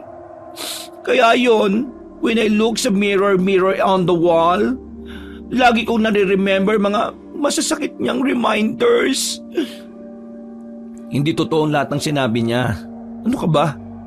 Alam mo, minsan sa buhay natin, mas kailangan lang talaga nating tanggapin ang sarili natin. Kasi kung tayo, hindi natin kayang tanggapin ang sarili natin, mas madali na para sa iba na hindi rin tayo tanggapin. Sa sarili natin nagsisimula ang pagtanggap. At kapag ginawa natin yun sa sarili natin, lahat ng para sa iba ay kahinaan natin. Lahat ng para sa iba na kahinaan natin, yun ang magiging kalakasan natin. Kaya huwag mong sabihin na wala kang kayang gawin. Meron kang kayang gawin. Ang kailangan mo lang unahin ay tanggapin ang sarili mo. At kapag nagawa mo yon, nakakasiguro ako na mas marami ka pang kayang isipin at gawin kaysa sa amin. Tama si Miguel, Bruska. Kung sisimulan mong hindi pansinin yung masasamang sinasabi ng iba at itutuon mo yung atensyon mo sa pagpapaunlad sa sarili mo at pagtanggap sa sarili mo at pagmamahal sa kung ano ka, mas kagaan ang pakiramdam mo. Mas gaganaan ka sa buhay. Isa pa, huwag mo na intindihin yung papa mo. Si Don Baron, buwang yun narito naman kami at tanggap na tanggap ka namin. Oh my God! Oh my God! Oh my God! True ba ite? Diyos ko, gusto ko na yata mag-cry. Thank you, super duper You know what mga boylet? Sa mga sayings nyo, super gumaan ang feelings ng baklang to. Maraming thank you talaga. Tatandaan ko mga sinabi nyo mga box. Yan ang gusto ko sa'yo. Nakangiti nilang tinapos ang kanilang pag-uusap. Nang makarating na sila sa kanilang lugar ay agad na rin silang naghiwalay sa kanto. Tinahak na ni Miguel ang daan patungo sa bahay ni Mang Loloy. Nang makarating siya roon ay sakto namang gising pa ang matanda. Meron itong inilalagang karne kaya sinamahan na muna niya ito saglit. Si Jepoy, nakatulog na maaga kanina. Napagod ba na makakalaro dito? ginawa ba namang kabayo yung mga kambing ko eh? Mabuti naman po kung ganon. Maraming salamat po, Mang Loloy ha. Kumusta naman ang lakad mo, Miguel? Ayun po, nakausap na po namin si Doña Fatima. Asawa ni Don Baron. Alam niya yung tungkol sa nangyayari kay Ambo. Ano naman ang sabi ng matandang yon? Ang sabi niya patayin daw si Ambo. Yun ang kaisa-isang paraan na alam niya para hindi makaperwisyo yung anak niya. Nakakahanga talaga yung matandang yon. Matapang. Kahit sarili niyang anak kapag alam niyang mali, hindi niya pinalalagpas. Bakit po? Kilala niyo po ba siya dati? Nagtrabaho ako sa asyenda nila nung araw. Dalaga pa yan. Matapang at estrikto talaga yan. At nang tumanda na, nababalitaan ko pa rin niya na wala talagang inuurugan. Ang hindi ko lang maintindihan bakit hindi niya palagan itong si Don Baron nung naghiwalay sila. Ang balita ko maraming ginagawang kalokohan itong si Don Baron Baka dahil na rin siguro sa mga anak nila. Ganun naman ang mga magulang Mas iniisip ang mga anak kaysa sa mga sarili nilang interes. Kaya ko rin gawin yan para sa mga anak ko. Ang kaso nga lang, sila naman itong nangiwan sa akin. Alam mo, kung minsan nga naiisip ko, kumusta na kaya yung mga anak ko? Naiisip din kaya nila ako? Kung nasan man sila, nakakasiguro ako na kahit papano sumasagi ka rin naman sa isipan nila. Sana nga, Miguel. Sana nga. Teka, ano ba yung pinakukuluan nyo? Baka. Bigay kasi ito ni paring Norman, nilalaga ko na. Alam mo naman ng baka, ang hirap-hirap kainin kapag matigas. Alam mo naman, wala na akong ipin. Nagtawanan na lamang sila ng mga sandaling yon. Pero maya-maya lang, nakaisip na ring matulog si Miguel. Kinabukasan ng umaga, maaga siyang nagising para tulungan si Mang Loloy na ihanda ang kanilang kakainin. Oy, gising ka na pala. Si Jepoy ba tulog pa? Nasa labas na kasi yung mga kalaro niyang kambing Tulog pa po Ang sarap nga ng tulog niya rito. Komportable siya. Ako na po maghihiwa niya mga Ricardo. Maraming salamat. Mabuti pa nga at nang maaga tayo makakain. Miguel, galing nga pala ako kanina sa palengke. May nasagap akong balita. Ano po ba yun, Mang Loloy? May natagpuan daw na bangkay malapit sa mansyon ni Don Baron. Malakas ang pakiramdam ko na si Ambo ang gumawa nun. Yung pagkakalarawan kasi ng mga tao si Ambo kagad ang unang pumasok sa isip ko Anong sabi po ng pamunuan natin? Wala. Di ko mambibig. Takot Hindi nila yata kaya si Don Baron. At parang natatakot na rin ang mga tao kay Ambo. May ilan na nga sa mga residente na nagsasabing parang aswang si Ambo May naghihinala na rin sa kanya. Hindi na talaga magandang naidudulot ni Ambo. Sa lalo madaling panahon, kailangan na siya mapigilan kung ano man ang binabalak niya. Basta, ito lang ang sasabihin ko sa iyo, Miguel. Kailangan natin maging maingat sa mga galaw natin. Hindi bang karaniwang nilalang ang pinsan mo? Magaling bumasa ng mga kilos sa mga aswang. Isang pagkakamali lang maaaring merong mapahamak sa atin. Hindi po ako nakakalimot sa mga kaya niyang gawin. Tatandaan ko po mga sinasabi ninyo. Isang malalim na paghinga ang nagawa ni Miguel. Pero aminado siya na sa mga nangyayari, unti-unti na ring nasisira ang sistema ng katatagan niya. Para bang nilalamon siya ng takot. Pero iniisip na lamang niya ang kanyang nakababatang kapatid. Si Jepoy ang pinakadahilan kung bakit ginagawa niya ang lahat ng yon. 2 araw pa ang nakalipas. Kinailangan ni Miguel na bumalik ng mansyon para magtrabaho. Napagtanto kasi nila na hindi sila basta-basta dapat umalis dahil pwedeng maginala sa kanila si Ambo.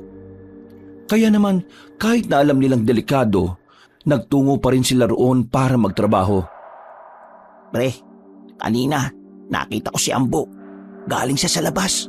Tapos, pagbalik niya may mga kasama na siya. Nakita mo na ba yung mga kasama niya? Nandun, sa loob. May mga kasama siya? Anong itsura ng mga kasama niya? Pre, kagaya niya. Mapuputla rin. At ang iba, namumula rin ng mga mata. Hindi kaya dinadala na niya rito yung mga kasamahan niya? Yung ginawa niyang grupo ng mga aswang? Walang yang buhay to. May kademonyoan yatang mangyayari kapag mas dumami pa sila sa mansyon. Tingin ko, kailangan natin makausap si Tito. Kailangan natin siyang makumbinsi na hindi na si Ambo gaya ng dati. Nako, kalokohan niyang gagawin mo, pre. Mas lalo ka lang mapapahamak. Kailan ka ba pinakinggan ng tiyo mo? Di ba kahit na kailan, hindi naman naniwala sa'yo yung matandang yun? Ay, kung sa bagay, may tama ka naman.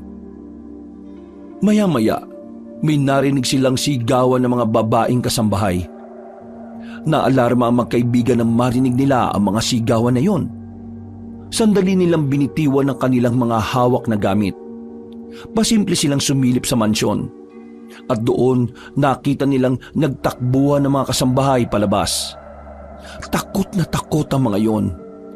Base sa mukha ng mga kasambahay, parang nakakita ang mga yon ng hindi pangkaraniwan. Hoy! Saan kayo pupunta, ha? Ambo, ano bang ginagawa mo sa mga kasambahay natin? Papa, huwag ka na magkunwari na may malasakit ka sa kanila. Dahil ang totoo, basura lang din naman ang tingin mo sa kanila. Oo nga, tama ka naman. Pero ang inaalala ko, ikaw, paano ko magsumbong ang mga yon sa kung sino-sino at papag-initan ka na naman dyan? Natatakot ka ba sa kanila, Papa? Hindi ba sinabi ko na sa inyo kung ano ako? At kung ano ang kaya kong gawin? Hindi nila ako kakayanin. Lalo na ngayon, unti-unti ko nang nabubuo ang samahan na pinaplano ko. Yung bang mga kasama mo, mga kagaya mo rin ba sila? Tama ka, Papa. Kagaya ko nga rin sila. At dadami pa yan sila dito. Itong mansyon, ito ang magiging lungga namin. Anak, tanggap kita kung ano ka pa. Pero hindi naman maganda na dito mo sila dadalhin. Anak, malalagay tayo sa alanganin. Ang latang meron tayo, negosyo at Wala akong pakialam. Wala na akong pakialam sa pera. Ang iniisip ko na lang ngayon, kapangyarihan. Aangkinin ko na tong baryo na to. Di ba, ikaw rin naman ang nagsabi sa akin. Kailangan ko ng kapangyarihan para magawa ko lahat ng gusto ko. Eto na yun, Papa. Ginagawa ko na ang mga pangaral mo sa akin. Kaya ikaw bilang ama, kailangan mo ako suportahan. Kasi kung hindi, ipapakain din kita sa mga kasamahan kong gutom. Hindi na nakapagsalita pa ang matandang lalaki. Napapalunok na lamang ito ng laway. Ang dating maangas ay tila naging maamong tupa na sa harapan ng sariling anak. Habang si Miguel at Jimboy naman, malakas na rin ang tibok ng kanilang puso. Hindi nakala na kahit ang sariling ama ay kayang pagbantaan ni Ambo. Bumalik na lamang sila sa kanilang ginagawa at hindi na muli pang nakiusyoso pa. Bandang 5:00 na sila ng hapon natapos. Wala na silang gagawin doon kinabukasan dahil lahat ay ginawa na nila. Pinilit nilang tapusin yon para wala na silang dahilan na bumalik pa. Nung gabing pauwi na sila, "Pre, bilisan mo." Teka lang naman. Kanina pa naghihintay sa atin si Brusca. Nagmamadali ang dalawa na makaalis sa bahay ni Miguel. May usapan kasi sila ng beking si Brusca na sa gabing yon, pupuntahan nila ang albularyo na kakilala ni Doña Fatima. Ilang sandali lang, nakita na rin nila si Brusca na nakatago malapit sa terminal ng mga tricycle. Bihis na naman ito. Naka-backless pa na dress. Mataas ulit ang takong. Namumula pa ang mga labi at nakakulot pa ang mahaba nitong buhok. Ay, muntik na kis mawarla. Super late na kayo eh. Pasensya na. Nagtatay kasi ako kanina eh. Pero, bakit ka naman kasi nakasuot ng ganyan? Ibig ko sabihin, Wala naman akong problema sa suot mo pero kasi hindi party yung pupuntahan natin eh. Ano ka ba, Papa Jimboy? Ganyan ang aurahan ng mga princess. Pumupuksa ng beauty ite, no? Ganyan talaga siya, Jimboy. Parang hindi ka naman nasanay. Tara na, kailangan na natin makarating sa sinasabi ni Doña Fatima. Ay, siya nga pala, Brusca. Alam mo na ba ang address ng albularyo? Siyempre, akis pa ba? Don't worry, paggora natin sa asyenda ni Mudang, may nagwe-waiting na ng mga boylet doon para tayo hihatid. Hatid sundo ang peg natin, no? Wala na silang sinayang na pagkakataon. Agad din naman silang umalis sa lugar na yon. Maya-maya, nakarating na rin naman sila sa asyenda. Sasakyang itim na may kahabaan ang naghihintay sa kanila. Wala nang sabi-sabi, agad silang pinapasok sa loob at saka dali-daling umalis. Habang nasa biyahe, Brusca, ganyan ba talaga mga tao ng mama mo? Parang walang emosyon eh. Want mo ba magka-emosyon ng mga boylet? Jombag malala mo sila. Loko ka talaga oh. nanahimik na lamang sila sa mga sumunod pang sandali. Makalipas lang naman ang halos kalahating oras, narating na rin nila ang lugar ng albularyo. Isa itong maliit na baryo na hindi na naabot ng kuryente. Tanging malalaking sulo, gasera at lampara lamang ang nagsisilbing ilaw doon. 9:00 na nang maglakad sila papasok sa baryo. Pero nang dumating sila sa itinuturo ng address na hawak nila, laking gulat sila nang abutan nilang nag-iiyakan ng mga tao sa bakuran. Ayon sa mga yon, pinaslang ang albularyo. Mas lalo pa silang nawindang nang malaman nila na ang mga pumaslang pala sa matandang lalaki ay walang iba kundi ang mga aswang. Nanlumo ang tatlo. Buong akala nila kasi wala na silang pag-asang matalo ang mga aswang. Pero habang naroon sila, isang matandang babae na hindi nakakapagsalita ang lumapit sa kanila. Meron yung ibinigay na tela. Nang buklatin nila yon, ay nakita nila ang tila isang mapa na may mangilan-ngilan lang na palatandaan.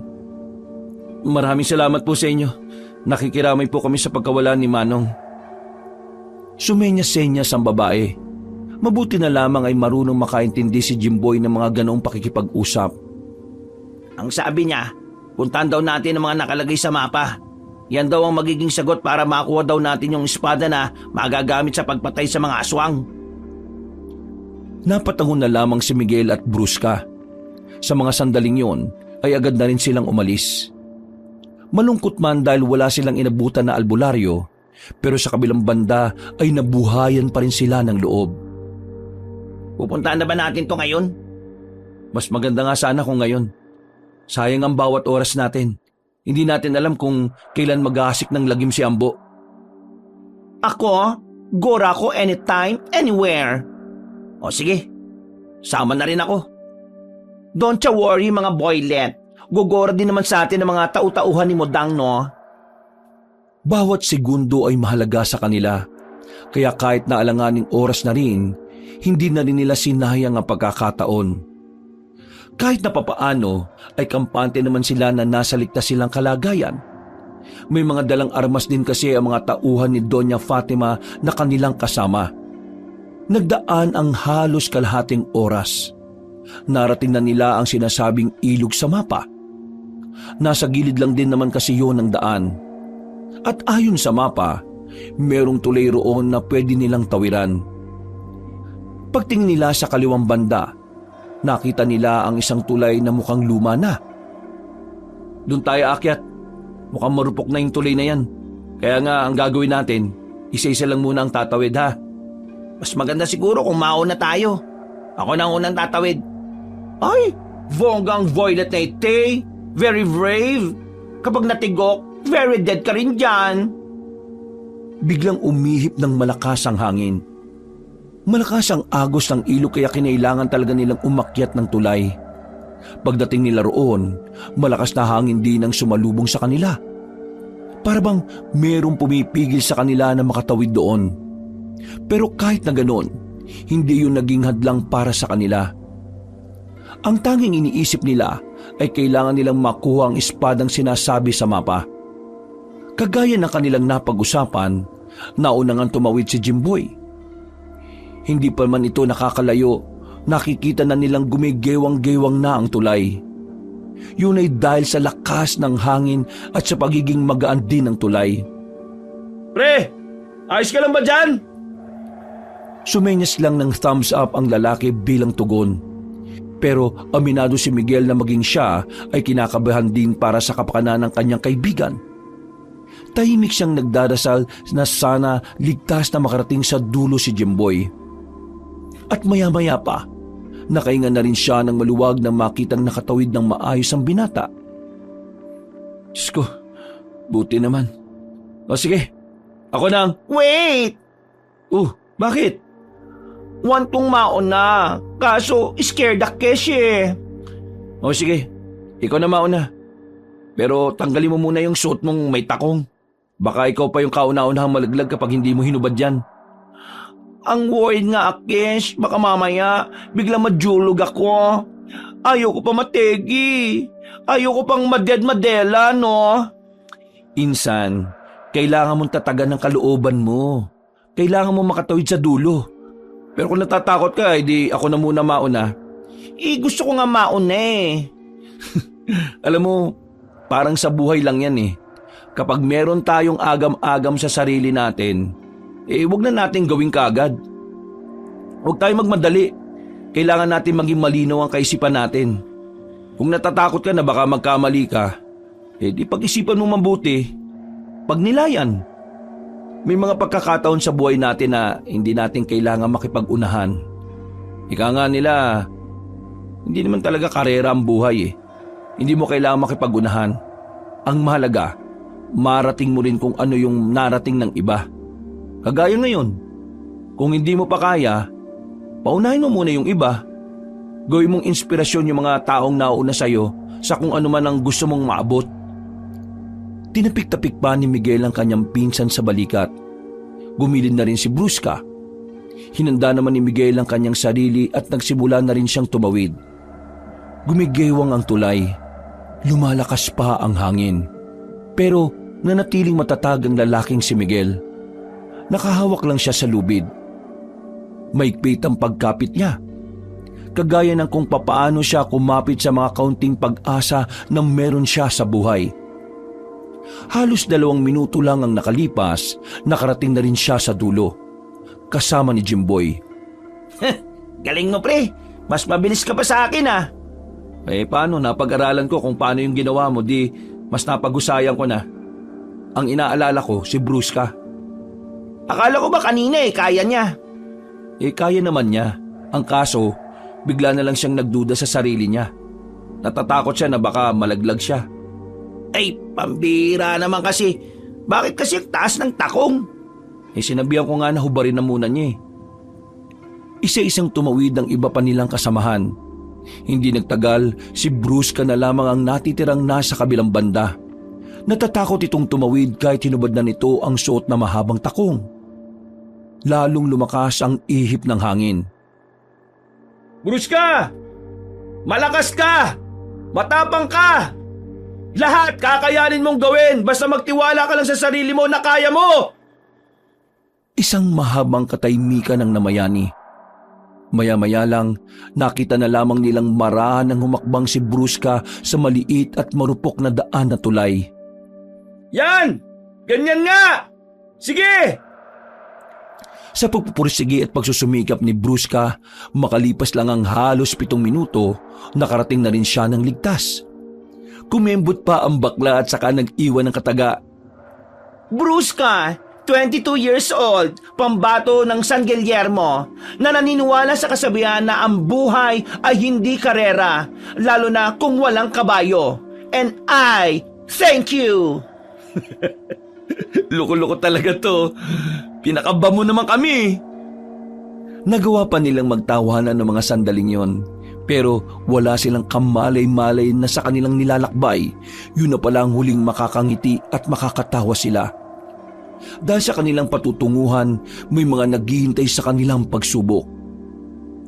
Habang naglalakad sa kagubatan, Ayon sa mapa na dala natin, may malaking puno ng akasya. Eto na yun. Kapag nalagpasan natin to, dire-diretso na raw. Pero ano bang ibig sabihin ng mga ekis-ekis na to sa gilid? Tingin ko, yan yung mga dapat nating iwasan. Kung ganun, ibig sabihin lang nito may posibilidad na mapalaban tayo. Hindi natin alam kung ano ang makakalaban natin. Pwedeng aswang. Pwede rin namang mga rebelde na gumagala sa mga ganitong oras. Ay, Diyos ko naman, ang scary na naman ni Tay. Nalagpasan na nila ang punong akasya. Nagmamadali na nilang tinahak ang daan. Pero nang nasa kalagitnaan na sila, naramdaman nilang tila meron ng nakamasid at sumusunod sa kanila. Kaya naman, inihanda na rin ng mga kasama nila ang mga dalang baril. Pumalibot na rin sa kanila ang mga tauhan. At hindi nagtagal, may narinig silang malalakas na angil ng mga aswang. Naku, nasundan ba tayo ng mga kasama ni Abno? Ambo? Tingin ko hindi. Kakaunti pa lang sila para makarating kagad dito. Tingin ko, ibang sama ng mga aswang to. Ay bongga, may circle of friends pala ang mga aswangit. Agad na pinaputokan nila ito ng baril. Magsipaganda kayo! Inilabas na rin ni Miguel ang kanina niya pa nakatagong kutsilyo sa kanyang tagiliran. Nagsimula nang umaligid sa kanila ang mga aswang. Hindi makalapit ang mga yon dahil sa sunod-sunod na putukan ng baril. Ay Diyos ko, Happy New Year ang peg! Bruska, huwag kang lumayo, dito ka lang sa tabi ko. Ay, bongga, mismo ko? Umayos ka nga, kung hindi, ikaw ang unang mawawala sa mundong ito. Hinila ni Jimboy ang bakla at saka pinapwesto sa likuran. Habang nagpapaputok ng baril ang mga kasama nila ay tuloy-tuloy lamang sila sa pagabante.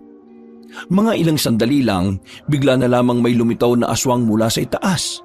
Mabuti na lang ay agad silang yumuko kaya walang nahagip sa kanila. Dahil dito, nakita nilang ang ibang aswang na nakapatong sa mga sanga ng puno. Pinagbababaril nila yun. Karamihan sa mga aswang na naroon ay agad na bumagsak sa lapag. Luko, there's the sword! Nakabaon sa bato! Sana all may baon! Malapit na tayo mga kasama. Kaunting tis na lang. Pero bago sila makarating doon, mas lalong naging komplikado sa kanila ang mga sandali. Mas naging agresibo ang mga aswang. Para silang mga gutom na gutom. Tingin ko, pinipigilan talaga nila tayo makalapit sa espada. E anong gagawin natin ngayon? Mga kasama, walang titigil sa pagpapaputok. Kailangan namin makarating agad doon. Bruska, Jimboy, sabayan niyo ako. Sinamantala nila ang pagkakataon. Mabilis silang tumakbo patungo sa malaking bato kung saan nakatarak ang espada. Dali-dali naman din silang umakyat doon. Hahawakan na sana ni Miguel ang espada para bunutin pero bigla na lamang may lumitaw na aswang. Mas inuna niya muna itong kalabanin at pinaubayan na lamang ang pagkuha sa sandata. Jimboy, bunutin mo ang espada. Ako nang bahala rito. Nagmamadali si Jimboy na umakyat. Pero nang hawakan na ni Jimboy ang espada, laking gulat nito nang bigla itong nakaramdam ng pagkapaso. Aray! Hindi ko mabunot! Napaso ako, ang init! Ha? Napaso ako! Walang ya. Bruska, ikaw ang bumunot, dali. Huh? Why me? Huwag ka na magtanong, bilisan mo. Di Gora! Nang hawakan ni Brusca ang espada, nagulat si Miguel nang walang kahirap-hirap na nabunot ni Brusca ang sandata mula sa malaking bato. Pagkabunot, bigla itong nagliwanag na naging sila rin ay nasilaw. Ay! Taray! Pikan lang ang peg ng espadang itay! Sa hindi nila malaman na dahilan, biglang nawala ang mga aswang sa paligid nila. Tila ba natakot na ang mga yon? Agad din namang nilapitan ni Miguel ang kanyang pinsan. Sinubukan niyang hawakan ng espada pero maging siya ay napaso rin. Tanging si Brusca lamang ang hindi napapaso kapag ginahawakan yon. Bruska, tingin ko, ikaw talaga ang nagmamay-ari niyan. What? Itong beauty ko na itay? Magiging warrior? Ikaw siguro nakatakdang tatalo sa sarili mo, kapatid, Brusca. Hindi nakapagsalita ang Becky ng mga sandaling yon. Napapaisip din kasi ito kung bakit kasi sa dinami-rami nilang nagtungo roon, siya pa ang pinili ng sandatang yon. Pero ganun pa man, nagpasalamat na lamang sila dahil sa wakas, meron na silang panlaban sa puwersa na binubuo ni Ambo. Nagmamadali silang makaalis at nang makabalik na sila sa asyenda ni Doña Fatima, kahit ang matandang babae rin ay hindi rin makapaniwala. Pagbukas ng malaking pinto, Mudang! Luko! Swing-swing ang espada ng binibining karengkeng! Anong nangyari? Doña Fatima, si Bruce ka lang po ang nag-iisang may kakayahan na makahawak ng espadang yan. Lahat kami napapaso. Isa lang po ang ibig sabihin nun, si Bruce ka po ang nakatakdang pumaslang sa kuya niya. Halatang bumakas din ang lungkot sa mukha ng Donya. Hindi naman ito naawa kay Ambo. Mas naawa ito kay Bruce ka. Noon pa man kasi, alam ni Doña Fatima na talagang malapit sa isa't isa si Ambo at Bruska. Ito ang madalas magkalaro ng mga bata pa ito. Kaya naman, iniisip ng Doña na masasaktan si Bruska sa magiging papel nito sa laban na iyon. Bakit naman sa lahat pa? Ikaw pa? Bakit Mudang? Dahil ba ako ay baklita at bawal na ako maging superhero? Hindi naman sa ganon.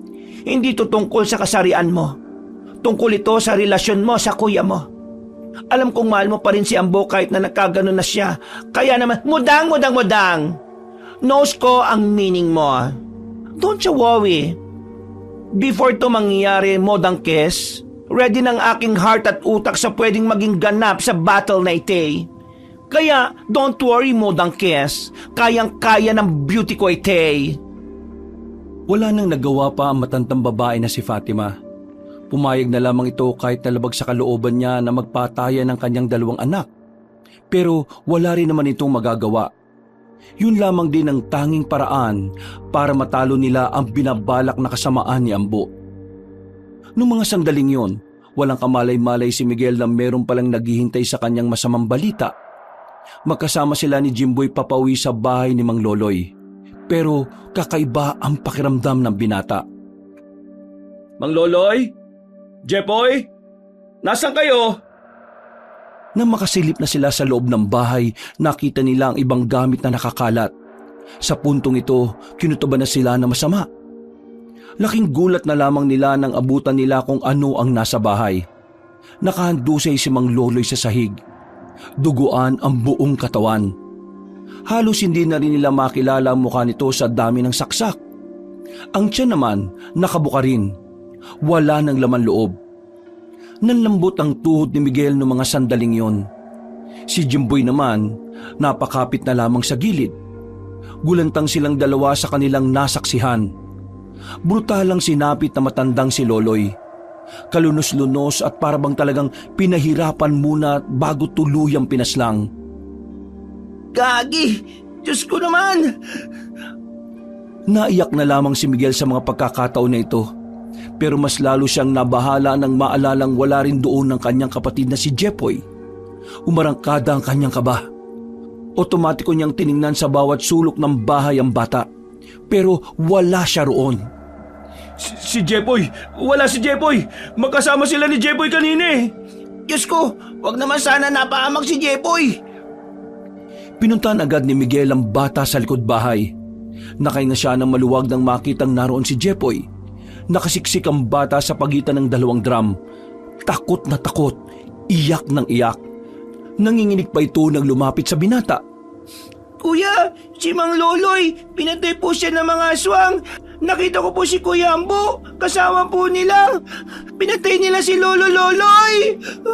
Pinatay nila. Tana, narito na si Kuya. Hindi ka nila malalapitan. Huwag ka mag-alala, Jepoy. Ipagiganti natin si Mang Loloy. Nung gabing yun, tinawag na lamang nila Miguel ang mga pulis. Pinaliwanagan nila kung ano ang nangyari.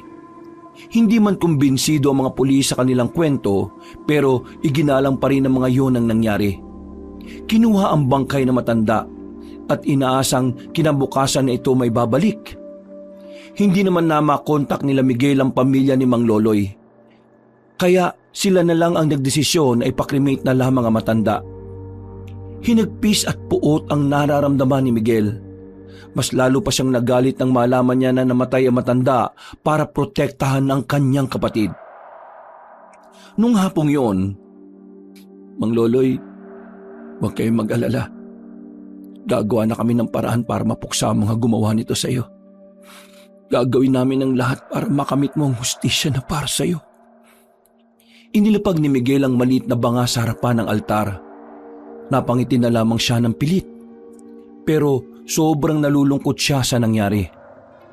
Kahit na hindi naman nila kaano-ano ang matanda, parang itinuring na rin nila itong ama. Ano nang gagawin natin ngayon? Saan na natin iiwan ang kapatid mo, pre? Yun nga ang hindi ko rin alam eh. Hindi naman kami pwedeng bumalik sa bahay. Alam mo naman na kahit na anong oras, pwede kaming guluhin ni Amburon. Don't you worry! To rescue ang baklang singtamis ng Banana Q! Uy, Insan, Na-hearsay ko ang nangyari kay Mang Loloy. Angry match ako now kay Ambo. Knows ko na siya ang may doings ni Tay. anong balak natin gawin ngayon, Insan? Nasa iyo mahiwagang espada. Ikaw lang makakapas lang sa kanya eh. Yang subatembang mo, gora mo na sa baler ni Mudang para safe siya. Supatembang? Subatembang means kapatid. Diyos ko bigyan nga kita ng dictionary ko bukas. Yun ba? Pero maraming salamat sa offer mo. Kailangan ko talaga ng ligtas na lugar para sa kapatid ko eh. Basta follow the leader ninyo, Akesh. At tutungo tayo sa Hacienda de Langit ni Mudang na yung kilay ay ahit na ahit. Agad silang nagtungo sa bahay ni Doña Fatima. Buti na lamang ay good mood ang matanda. At naawa rin naman ito sa kanila lalo na nang malaman nito ang nangyari sa matandang si Loloy. Ang ayaw ko lang ay ang makikialam mo sa mga gamit ko. Lalong-lalo na ang mga santo ko sa hagdanan. O Jepoy, narinig mo naman ang sinabi ni Doña Fatima. Huwag kang makikialam ng gamit na hindi sa'yo ha. Naintindihan mo ba yun? At saka si Doña Fatima nga pala, tita natin. Opo, kuya. Hindi po ako makikialam. Aling Mireng, dalhin niyo na muna itong bata sa kusina at nang mapakain. Meron lang kaming pag-uusapan. Umupo sila sa sofa. Seryosong tumingin sa kanila si Doña Fatima. Huminga ito ng malalim. Nabalitaan ko ngayon lang. Nagsisimula ng manggulo si Ambo sa mga tao sa lugar ninyo. Ang mga tao sa mansyon, hindi na matagpuan. Sila na lang ang naroon. Si Baron, siya na lamang ang natitirang tao na naroon. Ang iba ay puro aswang na. Wala bang ginagawang aksyon ng mga pulis dito? Kinausap ko ang mga kakilala kong pulis. Wala rin silang magawa. Hanggat walang direktang utos mula sa mas nakakataas sa kanila. Hindi sila pwede makialam, lalo na't aswang ang usapan. Hindi naniniwala ang mga namumuno nila sa mga aswang. Doña Fatima, may iniisip ka bang pwedeng gawin? Pakikilusin ko ang mga tao ko. Makakasama nyo sila. Kakalabanin nyo sila Ambo. Kailangan nilang mapalaya sa lugar ninyo. Kung hindi, mas marami pang mga tao ang mapeperwisyo ng mga salot na aswang na yan. At dahil Akesh ang available holder ng espadang Echos, me is the only one na haharap kay Sukang Paambo. Insan, kaya mo kung sabayan ka sa pakikipaglabang kay Ambo. Kailangan ko kasing bigyan ng hustisya ang pagkawala ni Mang Loloy eh. Ako rin, nasama rin ako. Di bongga pala akong gunner. Go na ite with the help of Swordy. Tegi boom boom ang mga enemy. Basta itong tatandaan ninyo. Tuso ang mga aswang. Mahuhusay silang manlinlang. Kaunting pagkakamali ninyo lang pwede kayong mamatay. Nagkatinginan na lamang silang tatlo. Pero noong mga sandaling yon, nararamdaman na rin ni Miguel ang takot sa kanyang kalooban. Pero kailangan niyang tatagan ang kanyang dibdib. Dahil kung hindi, siguradong wala siyang may tutulong sa kanilang magiging laban. Matapos silang maiplano ng maayos ang kanilang magiging hakbang, pinakyat na muna sila sa itaas para makapagpahinga. Doon na sila pinatuloy ni Doña Fatima. Maganda ang silid at malambot ang higaan. Nauna nang makatulog ang batang si Jepoy, habang si Miguel at Jimboy naman mailap para sa kanila ang antok. Hindi sila mapakali sa sahig. Tingin mo pre, ano kaya mangyayari? Kasama naman natin yung mga tao ni Doña Fatima eh. Tingin ko, kakayanin naman natin siguro yun. Kailangan natin kayanin pre. Kung hindi, pare-pareho tayong maapektuhan sa kahayupan nila. Pre, sakaling mamatay ako, ikaw nang bahala kay nanay ha.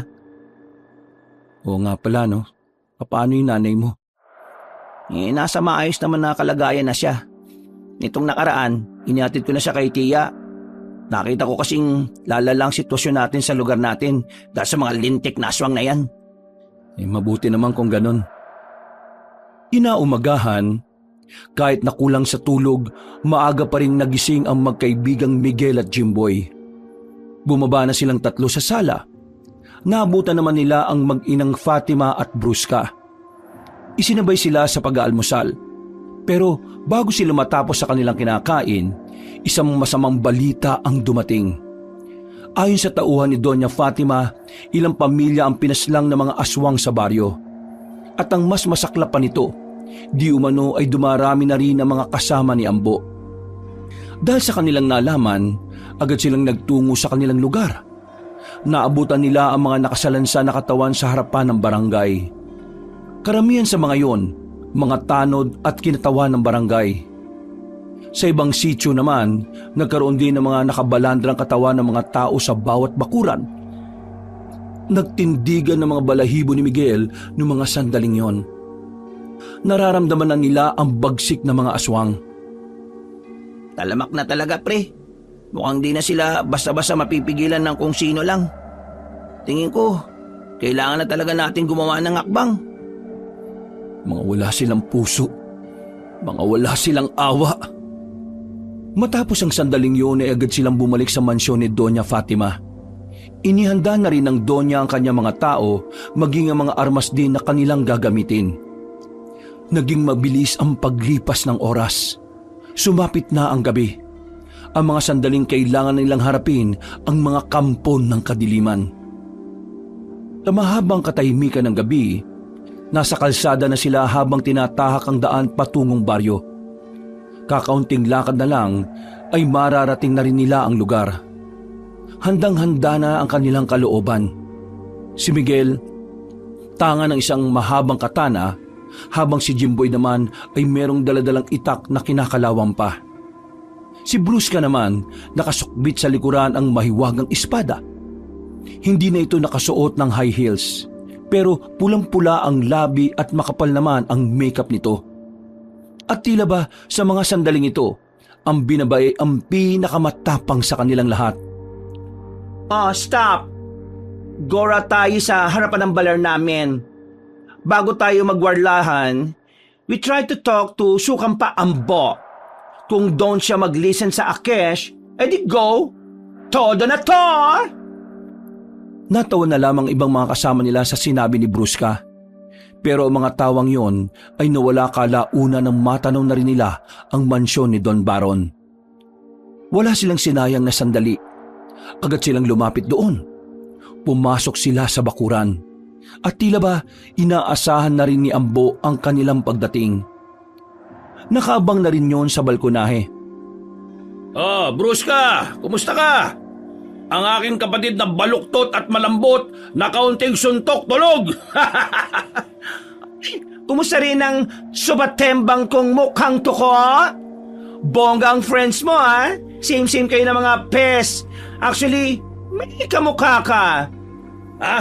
At sino naman ang kamukha ko? Well, mukha kang syunga! Sige, sige lang bakla. Itawa mo lang yan. Iyan ang uling beses na tatawa ka. Dahil ngayong gabi, ililibig kita kasama ng mga makeup mo sa muka. Hoy, subatembang ko.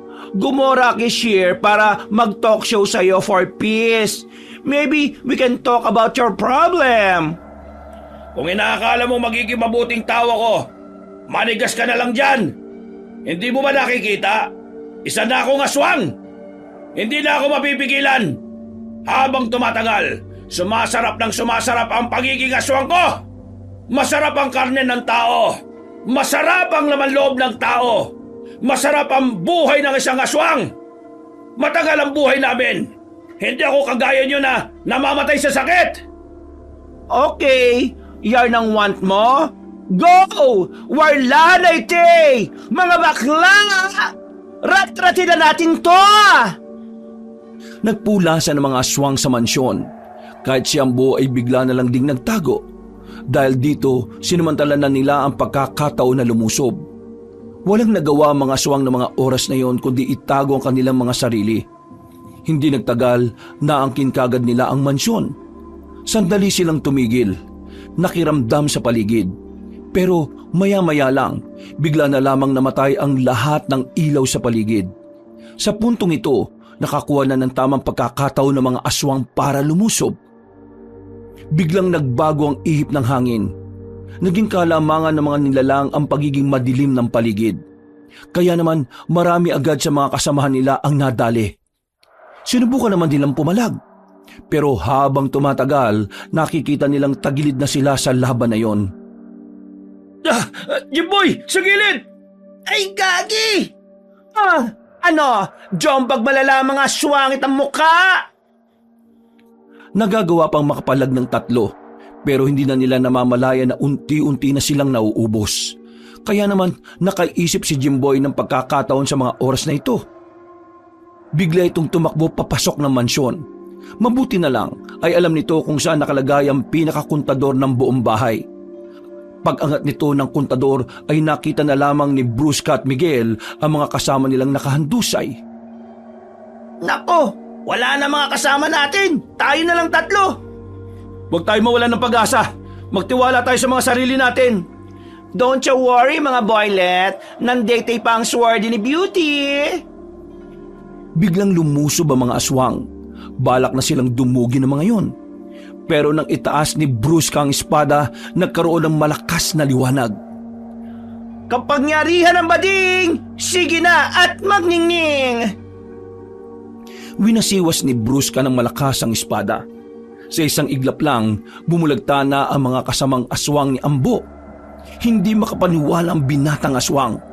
Nanlalaki ang mga mata ni Ambo habang nanggagalaiti. Paano mo nagawa yung bakla? Paano mo napaslang ang mga kasama ko ng ganun lang kadali? Hindi na nagsayang ng oras si Miguel. Nauna na siyang lumusob at agad namang sumunod sa kanya si Jimboy. Habang si Brusca naman nanonood muna sa kaganapan.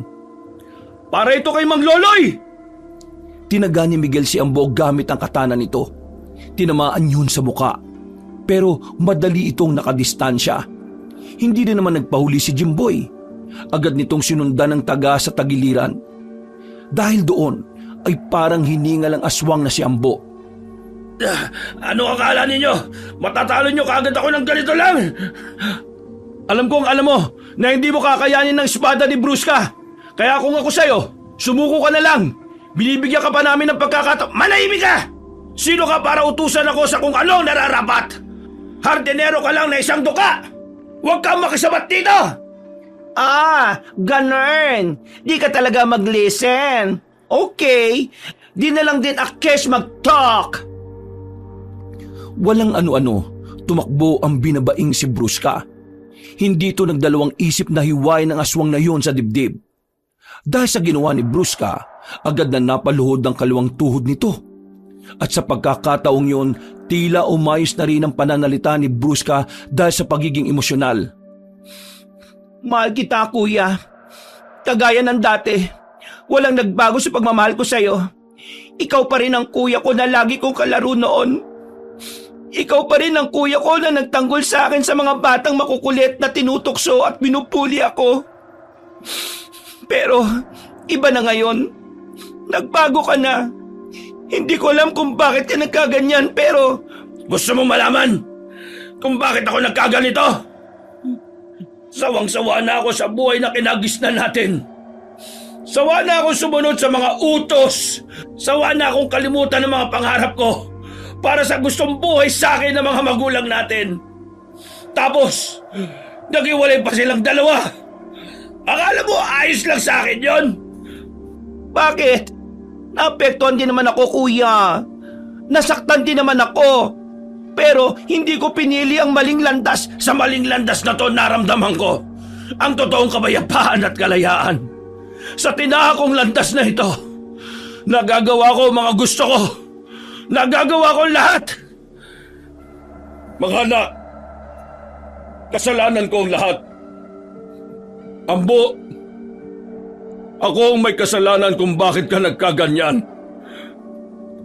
Napalingon silang lahat sa matandang bigla na lamang lumabas sa gilid. Kasalanan ko kung bakit nagbago ang pananaw mo sa buhay. Kasalanan ko. At kung meron mang dapat na magdusa, ako yon at hindi ikaw, anak. Kaya naman, anak, hayaan mong pagbayaran ko ang lahat. At ikaw, huwag mong sirain ang buhay mo. May pagkakataon pa para itama ang mga pagkakamali mo, anak. Ambo. Itama ang mga pagkakamali ko? Naibangan na ba? Huli na ang lahat. Kaya ngayon, ikaw ang una kong papaslangin! Dahil kasalanan mo lahat ng ito! Bigla na lamang lumundag ang aswang na si Ambo patungo sa matandang lalaki. Pero laking gulat nito nang agad na nakalapit sa kanya si Brusca. Umilaw ang espada. Naitarak ni Brusca ang espada sa dibdib ng kanyang kuya. Nang hugutin niya yon, sumuka agad ng dugo si Ambo sa kanilang harapan. Kuya, tama na, stop na. Wag na. Anak, patawarin mo ako. Hanggang dito na lang yata ako.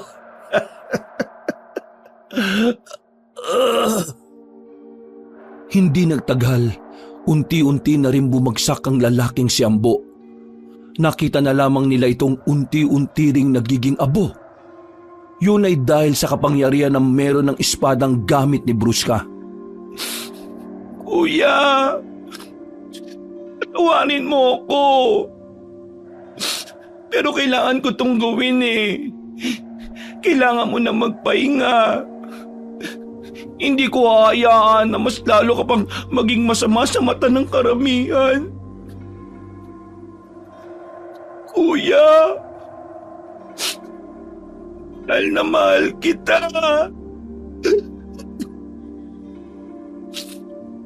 Ambo, anak. Patawarin mo ako. Kung hindi dahil sa pagkontrol ko sa'yo, hindi ka naman magiging ganyan. Napakawalang kwenta kong ama! Tito, hindi naman sa nanghihimasok ako pero may isa ka pang anak. May pagkakataon ka pa para makabawi. May pagkakataon ka pang magbago. Hindi pa huhuli ang lahat para gampanan mo ang pagiging ama. Tumango-tango na lamang si Don Baron. Matapos ang labanan na yon, lahat ng aswang doon ay naging abo na rin. Pero kahit na natalo na nila ang mga aswang, meron pa ring iniwan na problema mga yon. Marami na kasi sa mga tao ang naggalit sa kanila. Lalong-lalo na kay Don Baron at kay Brusca. Kaya naman, kahit na hindi naman si Don Baron ang pumaslang sa mga taong nadamay, ito na lamang din ang sumalo ng lahat. Pinakulong ito ng mga tao. Tinanggap naman yon ng Don. Masaya nitong pagbabayaran hindi lamang ang mga buhay na nawala, maging pati na rin ang mga iligal nitong gawain.